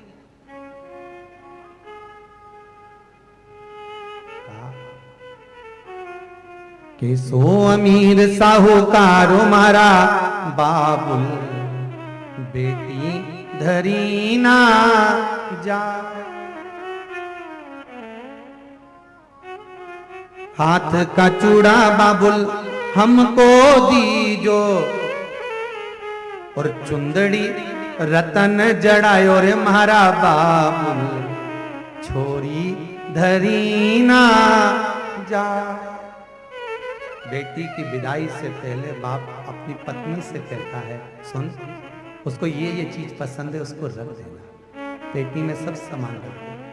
वो जा रही है, माँ हृदय पर पत्थर रखकर बेटी जब विदा होती है तो पांव लगने का भी पैसा रखकर भेजती है। जेठ जी का इतने से पांव लगना, ससुर का इतने से लगना, सास को ऐसे पांव लगना, ये देते रहना।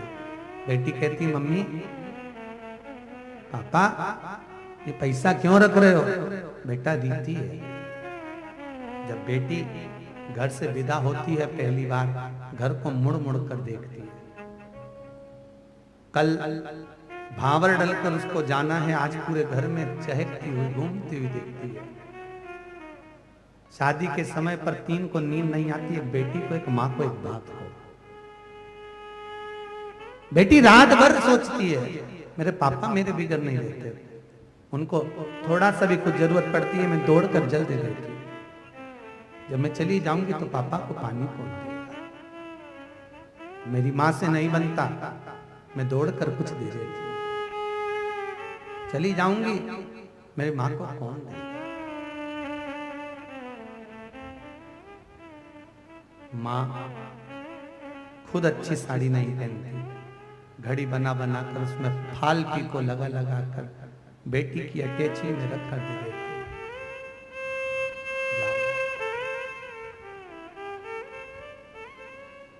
मांग का टीका बाबुल हमको दीजो, और लहंगा रतन जड़ायो रे मारा बाबुल, बेटी धरी ना जा।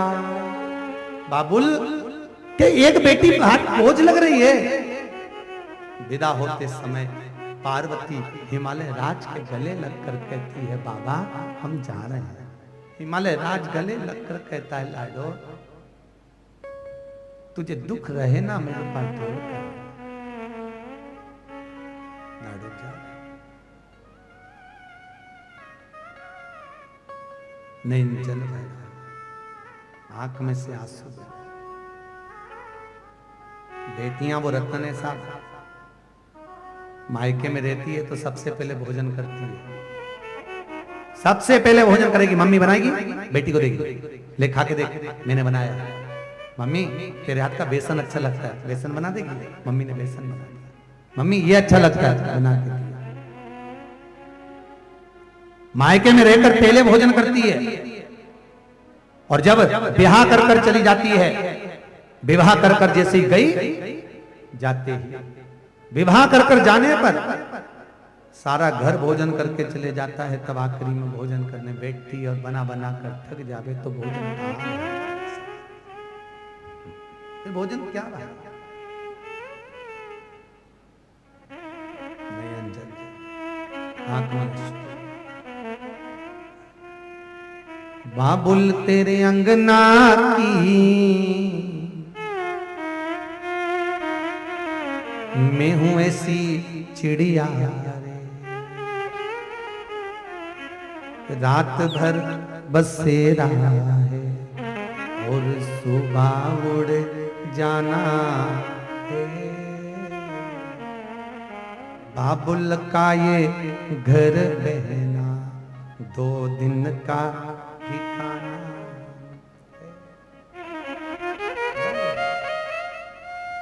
जैसे जैसे पहले लगता है बेटी बड़ी हो रही है, बड़ी हो रही, बड़ी हो जाती है ना, तो शादी का लगता है इसका विवाह करना, इसको भेजना है। माँ को चिंता लग जाती है, अब कोई लड़का ढूंढो, कोई अच्छा वर ढूंढो जो बेटी के लाए। नहीं नहीं बाबुल पे क्या बीत रही बहना तू ये क्या जाने, कलेजे के टुकड़े को माँ जिसको दूध पिलाती है उसको अपने से दूर करती है। ये माँ कलेजे के टुकड़े को रो रो के भुलाना है।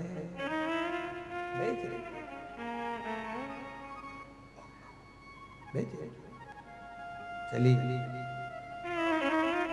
ज्ञान उपदेश देकर विदा किया। नयन जल भरा हुआ है, आंखों से अश्रु निकल रहे हैं। हिमालय राज आज बेटी को विदा कर रहे हैं। पत्थर से पत्थर भी हिमालय राज पत्थर हैं, उसके बाद भी आंख में आंसू भरे हुए हैं। पत्थर से पत्थर भी।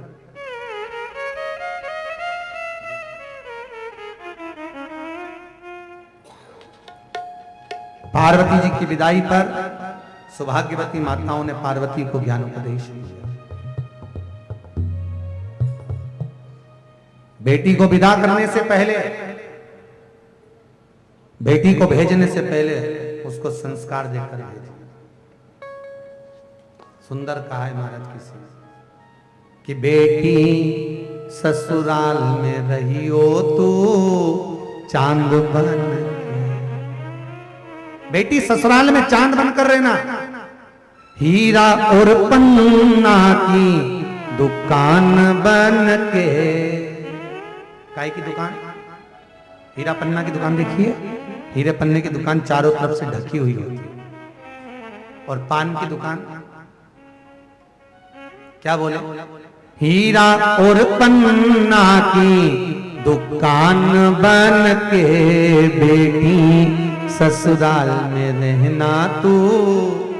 अरे बोलो तो चांद बन के।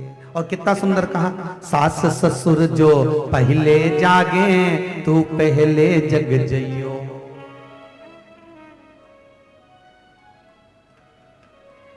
अरे बोलो तो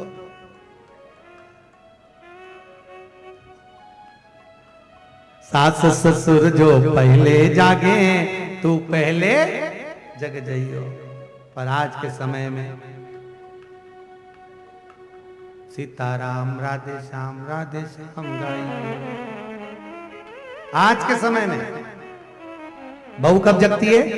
जब बच्चों को स्कूल भेजना है उसके आधे घंटे पहले, और आधे घंटे पहले। और फिर घर को देखो, उठ जाओ स्कूल का टाइम हो रहा है, जल्दी उठ। बेग कहाँ है? टिफिन कहाँ है? जल्दी उठ। बेन आ गई, जल्दी उठ जल्दी उठ। और ऐसी चिल्लाए। सास उठकर बोले बेटा एक काम कर, तू छोरे को तैयार कर दे, मैं टिफिन बना दे। तू छोरे को तैयार कर, मैं टिफिन बना दे। और बहू तो चाह रही थी कि दुकरिया उठ जाए और उठी। अब इतने में सास अगर कह दे कि बेटा तू आधे घंटे पहले उठी, अगर पहले उठ जाती तो क्या जाता तेरा? इतना कह दे, फिर बहू का मुंह तवेले, उदास, क्रोध में लाल। इतना कहे ना कठिन। फिर कहा थोड़ा जल्दी जाए महाराज। बहुत ध्यान देना अपनी जिंदगी में। 3 मित्र जिंदगी बर्बाद कर देते हैं महाराज। कितने मित्र? जम के बोलो। 3 मित्र जिंदगी बर्बाद कर देते हैं। पहला ताली, दूसरा थाली, तीसरा प्याली। 3 मित्र जीवन को नरक कर देते हैं। पहला मित्र कौन सा है? ताली। प्रशंसा करने वालों से दूर रहना। ये प्रशंसा कर करके चूना लगा जाएंगे। बहुत दूरी बना कर, बहुत प्रशंसा करने वालों से दूर रहिए। दूसरे नंबर पर थाली मित्र। मित्र को होटल का खाना याद नहीं था, अपने पैसे से खिलाने की आदत डाली और अब उसके पैसे से खुद खा रहा। ये होता है थाली मित्र। और तीसरे नंबर पर है प्याली मित्र। प्याली मित्र, मित्र को पीना याद नहीं था, मैं खाने में अपने पैसे से पीना सिखाया है, अपने पैसे।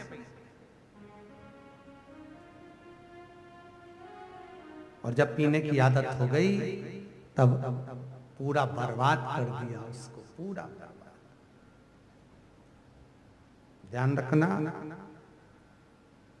पानी में डूबने वाले को बचाना सरल है, पर प्याली में डूबने वाले को बचाना बहुत कठिन है, बहुत कठिन।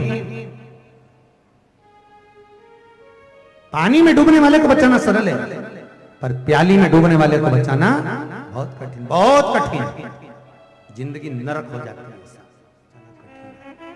कुल को, परिवार को ध्यान देना। जिस घर में अर्थात जिस गांव में पानी की कमी होती है वहां की फसल बिगड़ जाती है, और जिस घर में संस्कारों की कमी होती है वहां की नस्ल बिगड़ जाती है। नस्ल को अगर संवारना है तो संस्कारों से संवारा जा सकता है। के लिए। बच्चों को संस्कार देना, जब तक बांस नरम है, जब तक बांस गीला है, उसको केसा भी नवालो झुक जाएगा। बांस सूखा जमाओगे नवाओगे टूट जाएगा। ये अपने घर के संस्कार हैं कि हम बच्चों को क्या सीख दें। कथा की जरूरत आज के समय में ये बूढ़ी बूढ़ी माताओं को नहीं है, क्योंकि इनको कथा सुनकर करना क्या है, अब तो जाने का समय है। कथा की जरूरत आने वाली पीढ़ी को है, कथा की जरूरत बहू और बेटों को है, कथा की जरूरत पोता और पोती को है, कथा की जरूरत बेटी और दामाद को है, कथा की जरूरत नई युवा पीढ़ी को है। तुम्हारे को जरूरत नहीं, अब करोगे क्या तुम कथा सुनकर? क्योंकि सुन के जाओगी और बहू को कहोगी कि महाराज जी ने ऐसा बोला, तो मानेगी क्या? अरे बोलो तो सही, इसलिए तुम काय को आई? बहू को भेजना था, जब कथा सुनती तो घर जाकर खुद थोड़ा संवरने का प्रयास करती। अब क्यों महाराज जी, हमने बहू को तो बोला था चली जा चली जा चली जा, नहीं जाए तो हम क्या करें? हमारे भूतड़ा जी ने तो कहा था सा परिवार आओ, अकेले को बुलाए, आते सुख लेते, आनंद का जीवन का लक्ष्य तत्व। यहाँ पर भी तो बच्चे बैठे हैं। हमने कई दीदियों को बोला कि आप लोग शंकर पार्वती बने हैं तो अंदर बैठना। नहीं गुरुजी, हम अंदर नहीं बैठेंगे, हम लोग कथा सुनेंगे, कथा सुनते सुनते हम वहीं से उठ के आ जाएंगे। कथा की रुचि होना चाहिए, ऐसा भाव होना चाहिए। बहू पार्वती बनी, शंकर बने भैया, और कहीं बेटी बनी, दामाद, सब कथा में बैठे रहे, कहीं पीछे बैठे कहीं आगे बैठे, पर कथा सुनना है, कथा सुनना है, कथा का रसतत्व ग्रहण करना है।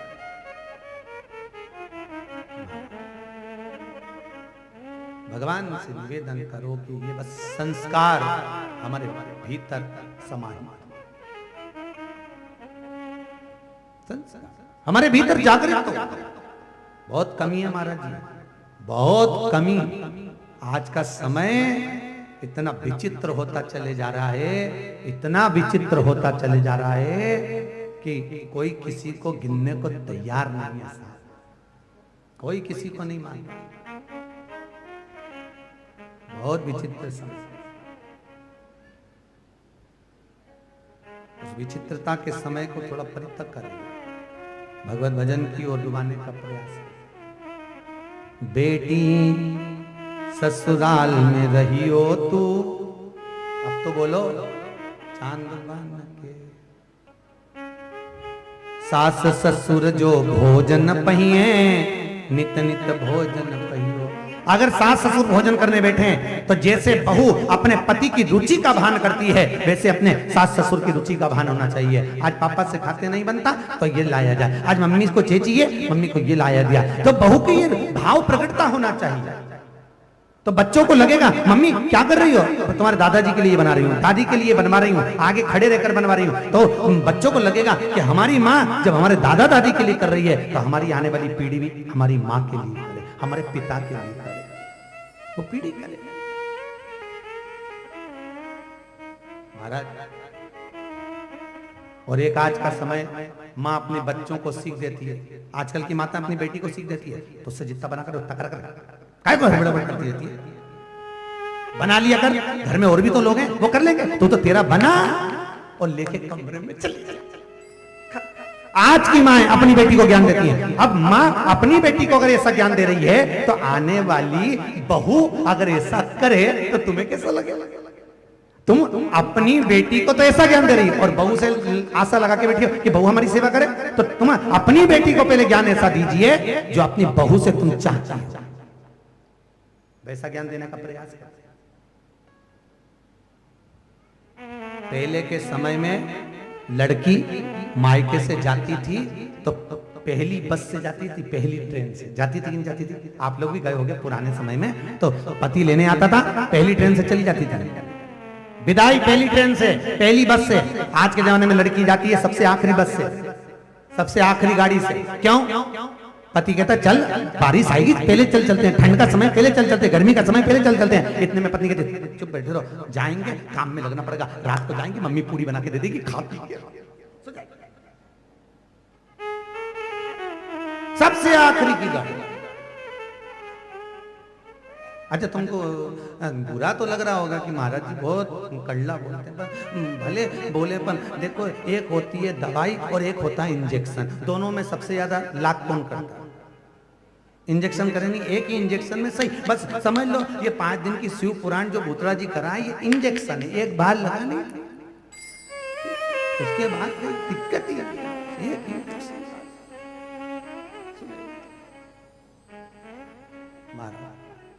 चली गई। पहुंची पार्वती जी हिमालय राज की नगरी से कैलाश पर शंकर भगवान के साथ में निवास करा। भूत भावन भूतेश्वर अपनी अर्धांगिनी माता पार्वती के साथ निवास करते हैं। समय बीतता है और समय बीतते बीतते आज भगवान शंकर आनंद भाव से विराजे थे। शंकर भगवान का तेज पुंज ले जाकर अग्निदेव सूर्य देव ने ले जाकर गंगा में विसर्जन कर दिया। जैसे ही गंगा में विसर्जन करा, विसर्जन करते सी गंगा के जल से 7 धाराएं उत्पन्न हो, 6 धारा उत्पन्न हुई और 6 धारा से 6 पुत्र प्रकट हो गए। कितने पुत्र हुए? 6। अब जैसे ही 6 पुत्र प्रकट हुए, माता पार्वती को मालूम पड़ा शंकर भगवान के तेज पुंज को सूर्य देवता ने, अग्नि देवता ने ले जाकर गंगा में दिया है। इतने में क्रोध में लाल होकर माता पार्वती सूर्य के पास में गई, अग्नि के पास में गई। हे सूर्य नारायण, अग्नि नारायण, आपने छल करा है और मेरे पति के तेज पुंज को तुमने गंगा को दिया है। मैं तुम्हें श्राप देती हूं कि तुम्हारी कबूतर की योनि हो जाए, तुम कबूतर की योनि में चले जाओ। क्षमा मांगो। गंगा जी के पास में पार्वती जी पहुंची। गंगा, ये 6 मेरे पुत्र हैं। पार्वती जी बोली, 6 मेरे पुत्र हैं? गंगा जी ने कहा ये 6 आपके पुत्र हैं तो आप ले लो। 6 पुत्र को माता पार्वती को दिया। पार्वती पुत्रों को लेकर गई। 6 ही पुत्र एक साथ रोते, एक साथ दूध पीते। बड़े दुखी हो गई पार्वती, वापिस गंगा के पास आई। गंगा कुछ करो, इनका पालन तुम करो। गंगा को वापिस 6 पुत्र दिए। गंगा जी ने संतों की पत्नी, ऋषियों की पत्नी कृतिकाओं को बुलाया और कृतिकाओं को बुलाकर कहा, कृतिका एक एक पुत्र का पालन तुम करिए, एक एक पुत्र। अब कृतिकाओं एक एक पुत्र का पालन करने लगी। जब कृतिका एक एक पुत्र को दूध पिलाती, एक रोता, एक को पिलाती, एक रोता, बड़ी दुखी हो गई।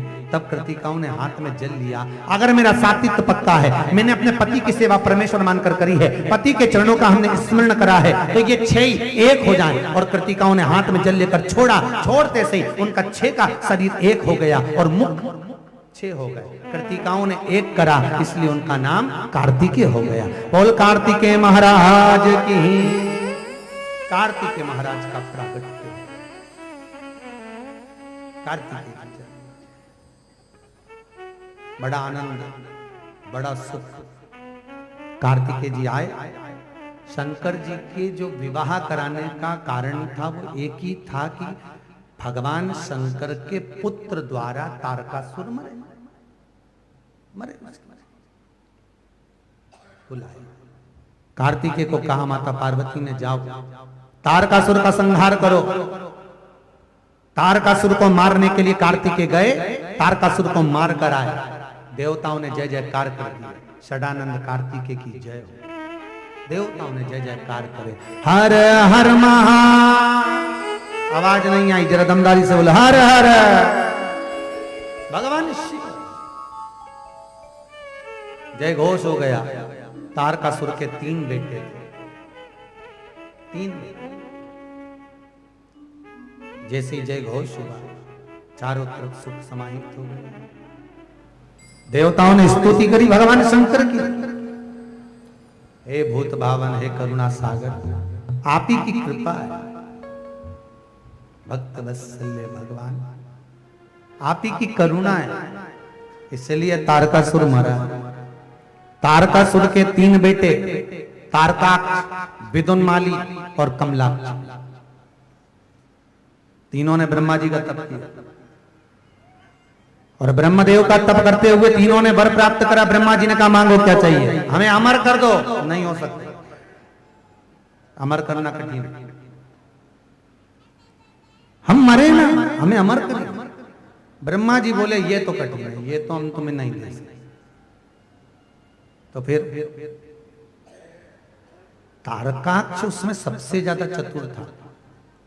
तारकाक्ष ने विदुन्माली से कहा, कमलाक्ष से कहा, एक काम करते हैं, अगर ब्रह्मा जी अमर नहीं कर रहे तो अपन एक काम करेंगे, कुछ वर ऐसा मांगेंगे जिससे अपन कभी मरेंगे नहीं। क्या वर मांगा? तारकाक्ष, विदुन्माली, कमलाक्ष ने कहा, ब्रह्मदेव अगर हमें वर देना चाहते हो तो हमें 3 अलग अलग पुरियों का निर्माण कर दो। पुरी मतलब नगर, जैसे जगन्नाथपुरी, द्वारकापुरी। हमें 3 पुरियों का निर्माण कर दो, अलग अलग।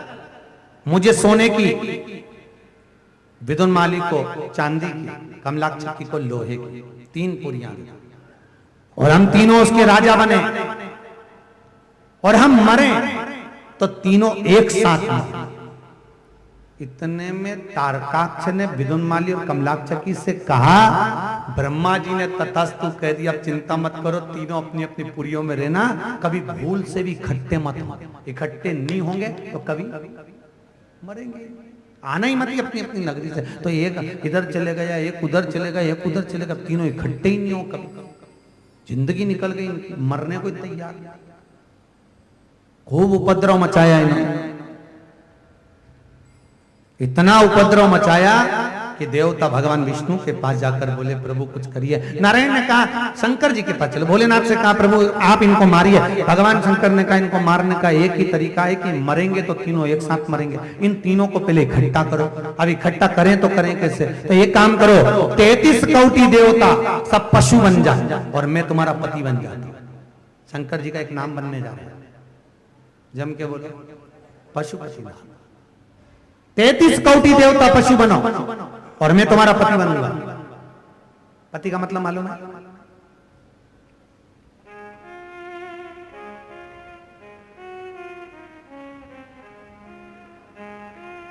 पति का मतलब क्या है?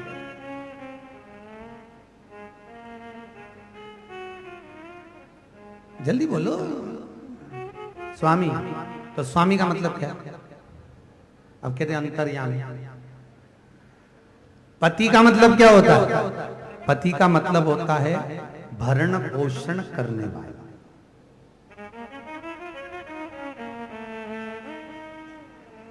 जैसे हम लोग कहते हैं विश्वनाथ, जगन्नाथ। नाथ का मतलब क्या हुआ? जो विश्व का भरण पोषण करने वाला। पति का मतलब भरण पोषण करने वाला।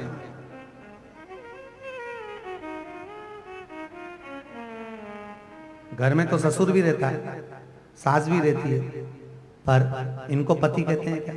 सास को पति कहते हैं? नहीं, सास को सास, ससुर को ससुर। पति एक, और पति जब एक को पति का संबोधन दिया जाता है, हमने अगर विवाह करा है तो आपके बल पर करा है, ससुर के बल पर नहीं, सास के बल पर नहीं। हमने अगर लड़की ब्याई है तो जमाई को देखकर ब्याई है।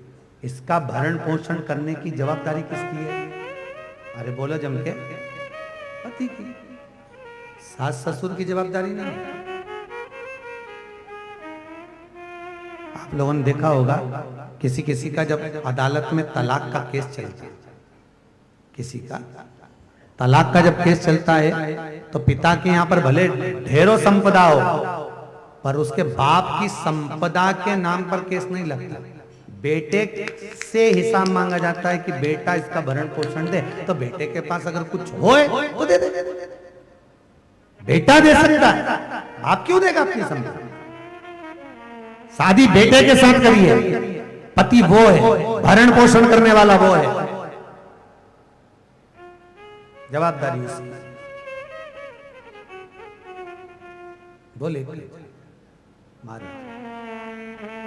अब शंकर भगवान को पति कहा गया। शिव जी कहते हैं मैं तुम्हारा, तुम पशु बनो, मैं तुम्हारा पति बनता हूं, भरण पोषण करने वाला। 33 कोटि देवताओं से निवेदन, एक काम करना, क्या सारे के सारे इकट्ठे होंगे और इकट्ठे होकर आधे देवता इधर जाना, आधे उधर जाना, आधे उधर जाना, तीनों पुरियों में प्रवेश करना। बड़े बड़े तुम्हारे सींग रहेंगे, सींग देखकर सारे की, तारकाक्ष, विदुनमाली, कमलाक्ष की, तीनों भागेंगे। भागकर इकट्ठे होंगे। जैसे इकट्ठे होंगे शंकर भगवान बोले मैं उनको मार दूंगा। मैं भी, अब देखो बकरा बकरी में एक बड़ा बकरा होता है, बंदरों में एक बड़ा बंदर होता है, उसी तरह पशुओं में एक बड़ा पशु का रूप धारण भगवान शंकर ने कर लिया। बड़े नंदी का रूप बनाया और बड़े नंदी का रूप बनाकर तीनों को जब इकट्ठा करा, शंकर भगवान मारने के लिए दौड़े। दौड़ते से सामने तारकाक्ष विदुनमाली आया। भगवान शंकर ने 2 सींग दिए। कमलाक्षी को मारने के लिए पांव से कुचलने वाले थे, इतने में कमलाक्षी की नीचे से निकल गया। निकलकर फरसा उठाकर शंकर भगवान का सिर काट दिया। भगवान जो नंदी के रूप में थे उनका सिर कट गया। जैसे ही सिर कटा, कटते से सिर नेपाल में चला गया। भगवान शंकर के पांव नीचे दब गए, दबते से केदारेश्वर के रूप में भगवान शिव विराजमान हुए। भारत की भूमि पर 11.5 ज्योतिर्लिंग हैं। कितने हैं? 11.5। 12 पूरा करने के लिए कहां जाना पड़ता है? नेपाल। नेपाल में कौन से महादेव का दर्शन करते हैं? नेपाल में 12 ज्योतिर्लिंग पूरे करने के लिए कौन से महादेव का दर्शन करते हैं? अरे पशुपतिनाथ का कहां से कर रहे हो? डोलेश्वर महादेव का। कौन से महादेव? पशुपतिनाथ मंदिर से 10 से 12 किलोमीटर की दूरी पर डोलेश्वर महादेव। कौन से महादेव? डोलेश्वर। कभी आप जाना, जैसा केदारनाथ जी का शिवलिंग है उसी स्वरूप में डोलेश्वर महादेव का मुख बना हुआ, तब जाकर 12 ज्योतिर्लिंग पूर्ण हो। डोलेश्वर भगवान शिव। शंकर का जैसे सिर कटा, शंकर भगवान को लगा अब मुझे अपने असली स्वरूप में आना पड़ेगा। नंदी के स्वरूप में से केदारेश्वर के रूप में भगवान शंकर प्रकट हो गए। प्रकट होकर उन्होंने त्रिशूल उठाया, तारकाक्ष बिरमाली को मारा, फिर कमलाक्षी के पीछे से हटा। शंकर भगवान ने पीछे का त्रिशूल का भाग कमलाक्षी को दे दिया। देते से ही तीनों असुर समाप्त हो गए। देवताओं ने पुष्पों की वृष्टि कर दी, गंधर्व गान कर दिए, अप्सरा नृत्य कर दी, चारों तरफ सुख समाहित हो गया। हर हर महा, चारों तरफ आनंद ही आनंद समा गया। आनंद। तीनों मरे, समय बीता। आगे जो चरित्र आया है, आज भूत भावन भूतेश्वर भगवान शंकर आनंद में विराजमान हुए। शिव जी का नाम पशुपति नाथ पड़ गया। समय आया, आज भगवान भूत भावन विराजमान थे और एक शंखचूर्ण नाम का राक्षस, जिसकी धर्म पत्नी का नाम था तुलसी। क्या नाम था? तुलसी। बड़ी पतिव्रता, धर्म का पालन करने वाली, नारायण की पूजन करने वाली, भगवान की भक्ति में डूबने वाली, बहुत सेवा, बहुत सेवा करते करते शंखचूर्ण ने जब उपद्रव मचाया, सारे देवताओं ने जाकर भगवान भोलेनाथ से कहा, प्रभु इस शंखचूर्ण राक्षस का संहार करना है। भगवान ने कहा इसको मारना है, ठीक है, पर मार तो दूंगा, पर इसकी धर्म पत्नी बहुत सेवा वाली है, पूजन वाली है, और उसका जो पूजन का प्रताप है उसके कारण मैं इसको मार नहीं सकता। फिर क्या करा जाए? भगवान विष्णु ने कहा आप बताओ क्या करें? नारायण पूछ रहे हैं। शंकर भगवान ने कहा नारायण आप छलिया, आपका एक नाम छलिया, शंकर का नाम छलिया नहीं है, पर नारायण का नाम तो एक छलिया। आप छल करो, इस तुलसी के कक्ष में आप जाना, इसके पति शंखचूर्ण का रूप रख कर रहना।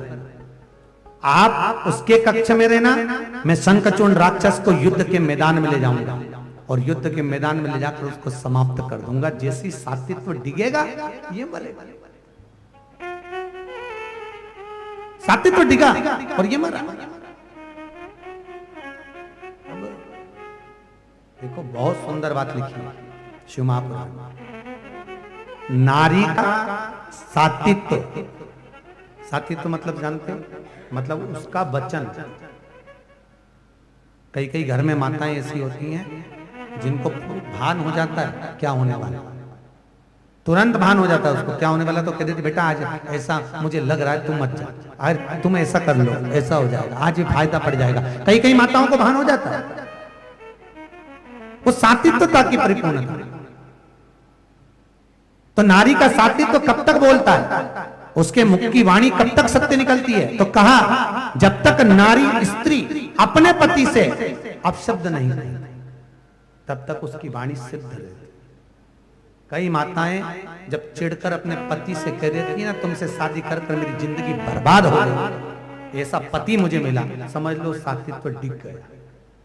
इससे तो अच्छा वो वाली एक फिल्म थी ना, उसमें ऐसी चोटी थी, भला है बुरा है जैसा भी है मेरा पति तो मेरा। और शास्त्र कहता है।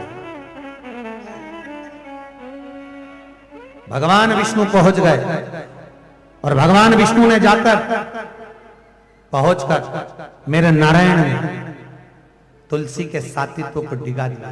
शंखचूर्ण मर गया। मरा। शंकर भगवान ने शंखचूर्ण को उठाकर लात मारकर समुद्र में पटक दिया। शंखचूर्ण जैसे समुद्र में गया, जाते से शंखचूर्ण की हड्डी से शंख जाति का निर्माण हो गया। कौन सी जाति का निर्माण हुआ? शंख जाति। ये जो तुम्हारे घर में शंख रहते हैं पूजन में, पाठ में, ये शंखचूर्ण राक्षस की हड्डी से बने।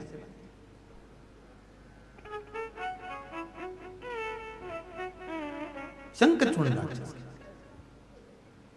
इसलिए शंख घर में रखो, पर किसी विद्वान पंडित से, ब्राह्मण से, ज्योतिषी से पूछ कर रखो कि ये शंख कैसा है, हम इसको रख सकते हैं। शंख एक मोती शंख होता है, एक गणेश शंख होता है, एक निर्मल शंख, एक लक्ष्मी शंख, एक दक्षिणमुखी शंख, एक राक्षस शंख होता है। एक राक्षस शंख अगर घर में आ जाता है तो पूरे घर का सत्यानाश मिलाकर चले जाता है महाराज। एक शंख राक्षस शंख होता है, लोग उसको पहचान नहीं पाते, रख लेते हैं। जब से लाके रखते तब से घर में अशांतियां चालू, क्लेश चालू, लक्ष्मी जाना चालू, घाटे पर घाटा लगना चालू। इसलिए शिव पुराण कहती है कि ज्यादा प्रपंच में मत पड़ो। शिव महापुराण कहती है जितना सधे उतना साधिए, जितना भज सको उतना भजिए, जितना स्मरण कर सको उतना स्मरण करिए, और जितने देवता की पूजन कर सको उतने ही। एक साधे सब सधे, सब साधे बिसरा। एक को साधे बनाओ, एक बहुत। पर लोगों की आदत है ना, चक्कर ये खुद का बेडरूम तो बड़ा, खुद का कमरा बड़ा, भगवान का मंदिर इतना सा। गई रामेश्वर गई तो वहां से रामेश्वर जी के लिए आई, जगन्नाथ गई तो जगन्नाथ जी के लिए आई। सारा देवी देवताओं के इकट्ठा कर करके छोटे से मंदिर में ढेर लगा लिया। फिर चली गई दर्शन करने कहीं और, कहीं दर्शन करने के लिए। जैसी बद्रीनारायण गई तो इतने में गणेश जी शंकर जी से बोले, पिताजी बद्रीनारायण गई है। शंकर जी बोले खसक के बैठो, लाती होगी पकड़ के खसको। फिर बद्रीनाथ गई, वहां से लेकर आ गई। फिर कहीं श्रीशैलम गई तो वहां से ले आई। इतना सारा देवी देवता इकट्ठा करके रख लिया, और सुबह से इतनी सी कटोरी में इतनी सी शक्कर लेके आई। इतनी सी कटोरी में इतनी सी शक्कर भगवान के सामने रख दी। गणेश जी के मैं खाऊं, हनुमान जी के मैं खाऊं, राम जी के मैं खाऊं। सारा देवता आपस में झगड़ लिया। तो इन देवताओं ने सोचा इसने सुबह से अपना झगड़ा करवाया खाने के चक्कर में, अब जान दे इसको किचन में अपन भी कराओ इसकी किच किच। और जैसी किचन में पहुंची और किचकिच चालू हो गई, चालू, क्योंकि देवताओं उनको झगड़ा करा।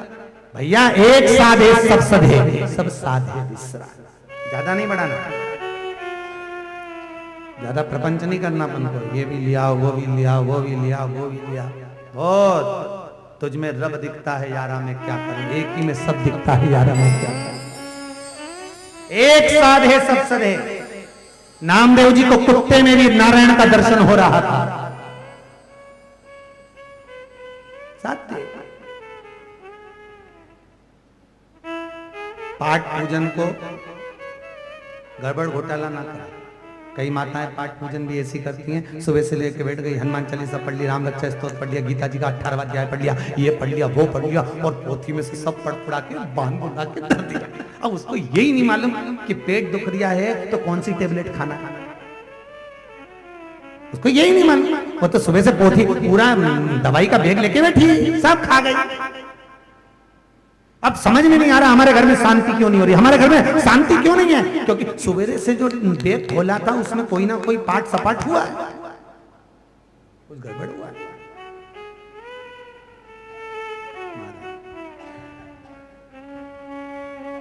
सीधा साधा काम है, सीधा। भोलेनाथ जी को ये सब प्रपंच पसंद नहीं है, कुछ भी। शंकर जी को तुम देखना, राम जी को तो मिश्री भी चाहिए, लड्डू भी चाहिए, पेड़ा भी चाहिए, कपड़े भी चाहिए, कृष्ण भगवान को भी चाहिए, देवी जी को भी चाहिए, शंकर जी को कुछ चाहिए। अरे बोलो तो रे, 3 दिन हो गए कथा में, तुमने शंकर जी का कभी सुना कि कुछ चाहिए? एक लोटा पानी भर के लियाओ, डाल दो, जब फुर्सत मिले तब आ जाओ, और नीवी पानी लाओ तो 3 बार ताली बजा दो, ताली भी नहीं बजाओ तो मुंह से बम बम बोल दो, उतने में ही राजी है। तो चक्कर शंकर, इसलिए शंकर बड़ा था। भोलेनाथ से निराला यहाँ कोई, शंकर जैसा कोई नहीं। साधक आनंद सुख की राशि, सुख। अब भगवान विष्णु विराजमान, सुख आनंदित हुआ। महाराज शंखचूर्ण की हड्डियों से शंख जाति का निर्माण हुआ। इतने में जो तुलसी का पति मरा, उसकी शब्द तुलसी को लगे। तुलसी को क्रोध आया, भगवान विष्णु से पूछा तुम कौन हो? नारायण को पहचान गए, श्राप दे दिया, नारायण तुम पत्थर के हो जाओ, तुम पत्थर के हो गए और मेरे साथ कमरे में रहे थे, इसलिए मेरे जल से प्रकट हो। और तुलसी ने हाथ में जल लेकर जल का रूप धारण कर लिया। भोलेनाथ, तुमने मेरे पति को मारा है, आज के बाद मेरा जल तुम पर कभी नहीं चढ़ेगा। गंडकी नदी के रूप में तुलसी बहने लगी।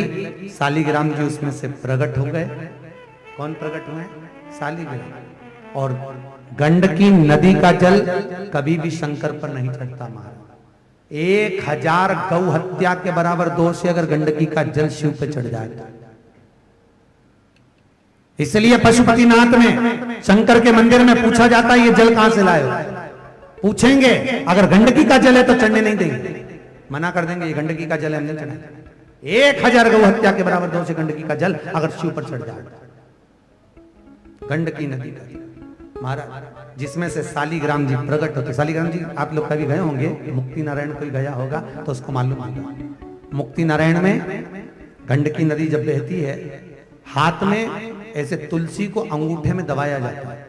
जैसे ही जल हाथ देते हैं नीचे, तुलसी तो बह जाती है ठंडे पानी के कारण, हाथ में शालिग्राम जी आ जाते हैं। शालिग्राम जी के अंदर एक कीड़ा होता है, एक कीड़ा, वो कीड़ा तुलसी खाता है और सोना उगलता है। शालिग्राम जी के अंदर सोना जमा होता है। पर जब हम लोग मुक्ति नारायण से वापिस आते हैं तो जो चीन की गवर्नमेंट और नेपाल की गवर्नमेंट के मध्य का जो भाग है, वहां पर चीन की गवर्नमेंट वाले वो शालिग्राम जी अपन से ले लेते हैं और लेकर उसको फोड़कर उसमें से वो कीड़ा और सोना निकाल लेते हैं और शालिग्राम जी अपने को दे देते हैं। ओरिजिनल शालिग्राम जी का दर्शन हम लेकर नहीं आए, ऊपर हमारे कमरे में शालिग्राम जी विराजमान है। कभी आप दर्शन करेंगे तो मालूम है। शालिग्राम जी बीच में से तोड़कर वो अपना कीड़ा और सोना निकाल, शालिग्राम जी, शालिग्राम जी, तुम मुझसे प्रकट होकर मेरे ही संग में जल के साथ में प्रवाहित रहो। शालिग्राम जी, गंडकी नदी का जल छोड़ा, शिव जी पर चढ़े, भान हुआ, आगे वर्णन आया। भगवान शिव आनंद में विराजमान हुए। कुछ समय बीता, भगवान शंकर आनंद से बैठे हुए थे। आज माता पार्वती भगवान भूत भावन भूतेश्वर भोलेनाथ से कहकर चलिए, सुंदर तप साधना में लीन थी मां। माता पार्वती ने पुष्प के आभूषण धारण करें और भगवान शिव की आराधना कर रहे हैं। भगवान शंकर की आराधना कर, भगवान शिव का स्मरण महाराज। आज माता पार्वती स्नान के लिए जा रही हैं और जगत जननी जगदम्बा जब स्नान करने के लिए पहुंची, तन पर उपटन लगा हुआ था। अब उपटन जब तन पर लगा, मां ने अपने हाथों से, सखियों ने उपटन को निकाला। पार्वती ने उपटन को निकालकर एक पुतला तैयार किया। जब माता पार्वती ने पुतला तैयार करा तो सखी ने कहा, अरे जगदम्बा, कितना सुंदर पुतला लग रहा है, अगर इसमें प्राण आ जाए तो? पार्वती जी बोली, उसमें कौन सी बड़ी बात है, प्राण आना, अभी आ जाएंगे। पार्वती जी ने हाथ में जल लिया, पुतले पर छोड़ा, छोड़ते ही उसमें प्राण आ गया। अब जैसे ही प्राण आए, प्राण आते से बालक उठकर खड़ा हुआ। जैसे ही खड़ा हुआ, खड़े होते से पूछा, माँ मेरा नाम क्या है? भगवान माता पार्वती जी कहती हैं, तुम विनायक। क्या नाम है? माँ मैं विनायक? हाँ, मेरी माँ मैं विनायक। मेरी माता कहाँ? पार्वती जी कहती हैं, मैं तुम्हारी माँ। माँ मेरे जन्म का कारण बताइए। पार्वती जी ने कहा, दरवाजे पर खड़े हो जाओ, किसी को अंदर आने मत देना, मैं स्नान करने जा रही हूं। पार्वती जी स्नान करने गई, इतने में भगवान भूत भावन भूतेश्वर शिव आ गए। शंकर भगवान अंदर जाने लगे, बालक ने रोक दिया। ए बाबा अंदर नहीं जाओगे? बाबा बोले, तू मुझे जानता नहीं है? शंकर भगवान बार बार कहते हैं, विनायक कहते हैं, बाबा तुम मुझे नहीं जानते, समझ जा बालक, समझा रहा हूं, शीश कट जाएगा तेरा। विनायक कहते हैं, बाबा छोटा बच्चा जान के आंख मत दिखाना, ये मत सोचना कि मैं डर जाऊंगा, मैं डरने वाला नहीं हूं। अरे विनायक हटो यहां से। शंकर भगवान हटाना चाहते हैं, बालक नहीं हटता। शिव जी को क्रोध आ गया, त्रिशूल उठाया, उठाकर भगवान ने विनायक का सिर काट दिया। सिर कटा, जाकर जगदम्बा की गोद में गिरा। मां क्रोध में लाल होकर आ गई, मेरे बच्चे का किसने वध किया है? अगर मेरे बालक का सिर नहीं जुड़ा तो मैं पूरे ब्रह्मांड को तोड़ दूंगी। क्रोध में लाल होकर जैसी मां खड़ी हुई, शंकर भगवान अपने गणों से कहा, जाओ जो मां अपने बच्चे से पीट कर सो रही हो उसका सिर काट कर लिया। एक हथनी अपने बच्चे से पीट कर सो रही थी, हाथी के बच्चे का सिर काट कर लिया है। हाथी के बच्चे का सिर काट कर लाकर भोलेनाथ को दिया। शंकर जी ने वो शीश लगाया। पार्वती जी बोलती है, मनुष्य के धड़ पर हाथी का शीश। शंकर भगवान बोले, पार्वती अब जो मिल गया वो लगा लेने के बाद में बदल दूंगा, अभी तो लगा। हाथी का शीश लगाया और हाथी का जैसे ही शीश लगाया, शीश लगाते से देवताओं ने पुष्पों की वृष्टि करी, गंधर्व गान करे, अप्सरा नृत्य करी, चारों तरफ सुख समाहित हो गया। महाराज भगवान गणेश जी महाराज का प्रागट्य हो गया। बोल गणेश जी महाराज की जय। भगवान गणेश आ रहे हैं अपने कार्तिक के स्वामी के साथ में, अपने सुंदर भाव से भगवान गणेश पहुंच रहे। जोरदार तालियां। देवा हो देवा गणपति देवा, तुमसे बढ़कर को, तुमसे बढ़कर को। देवा हो देवा गणपति देवा, तुमसे बढ़कर को, तुमसे बढ़कर को।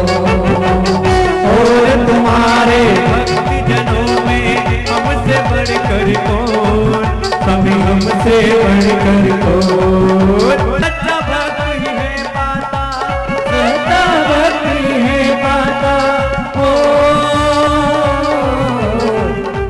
भक्ति है पाता। गणपति बप्पा, गणपति बप्पा। देवा हो देवा गणपति देवा, तुमसे बढ़कर को, स्वामी तुमसे बढ़कर को। देवा हो देवा गणपति देवा, तुमसे बढ़कर को, स्वामी तुमसे बढ़कर को। और तुम्हारे भक्ति जनों में हमसे बढ़कर को, स्वामी हमसे बढ़कर को। देवा हो देवा गणपति देवा, तुमसे बढ़कर को, स्वामी तुमसे बढ़कर को। देवा हो देवा गणपति देवा, तुमसे बढ़कर को, स्वामी तुमसे बढ़कर को, स्वामी तुमसे बढ़कर को, स्वामी तुमसे बढ़कर को। बोल गणेश जी महाराज की। समय, सेहत तथा संबंध के मूल्य का एहसास इन्हें खोने के बाद ही होता है।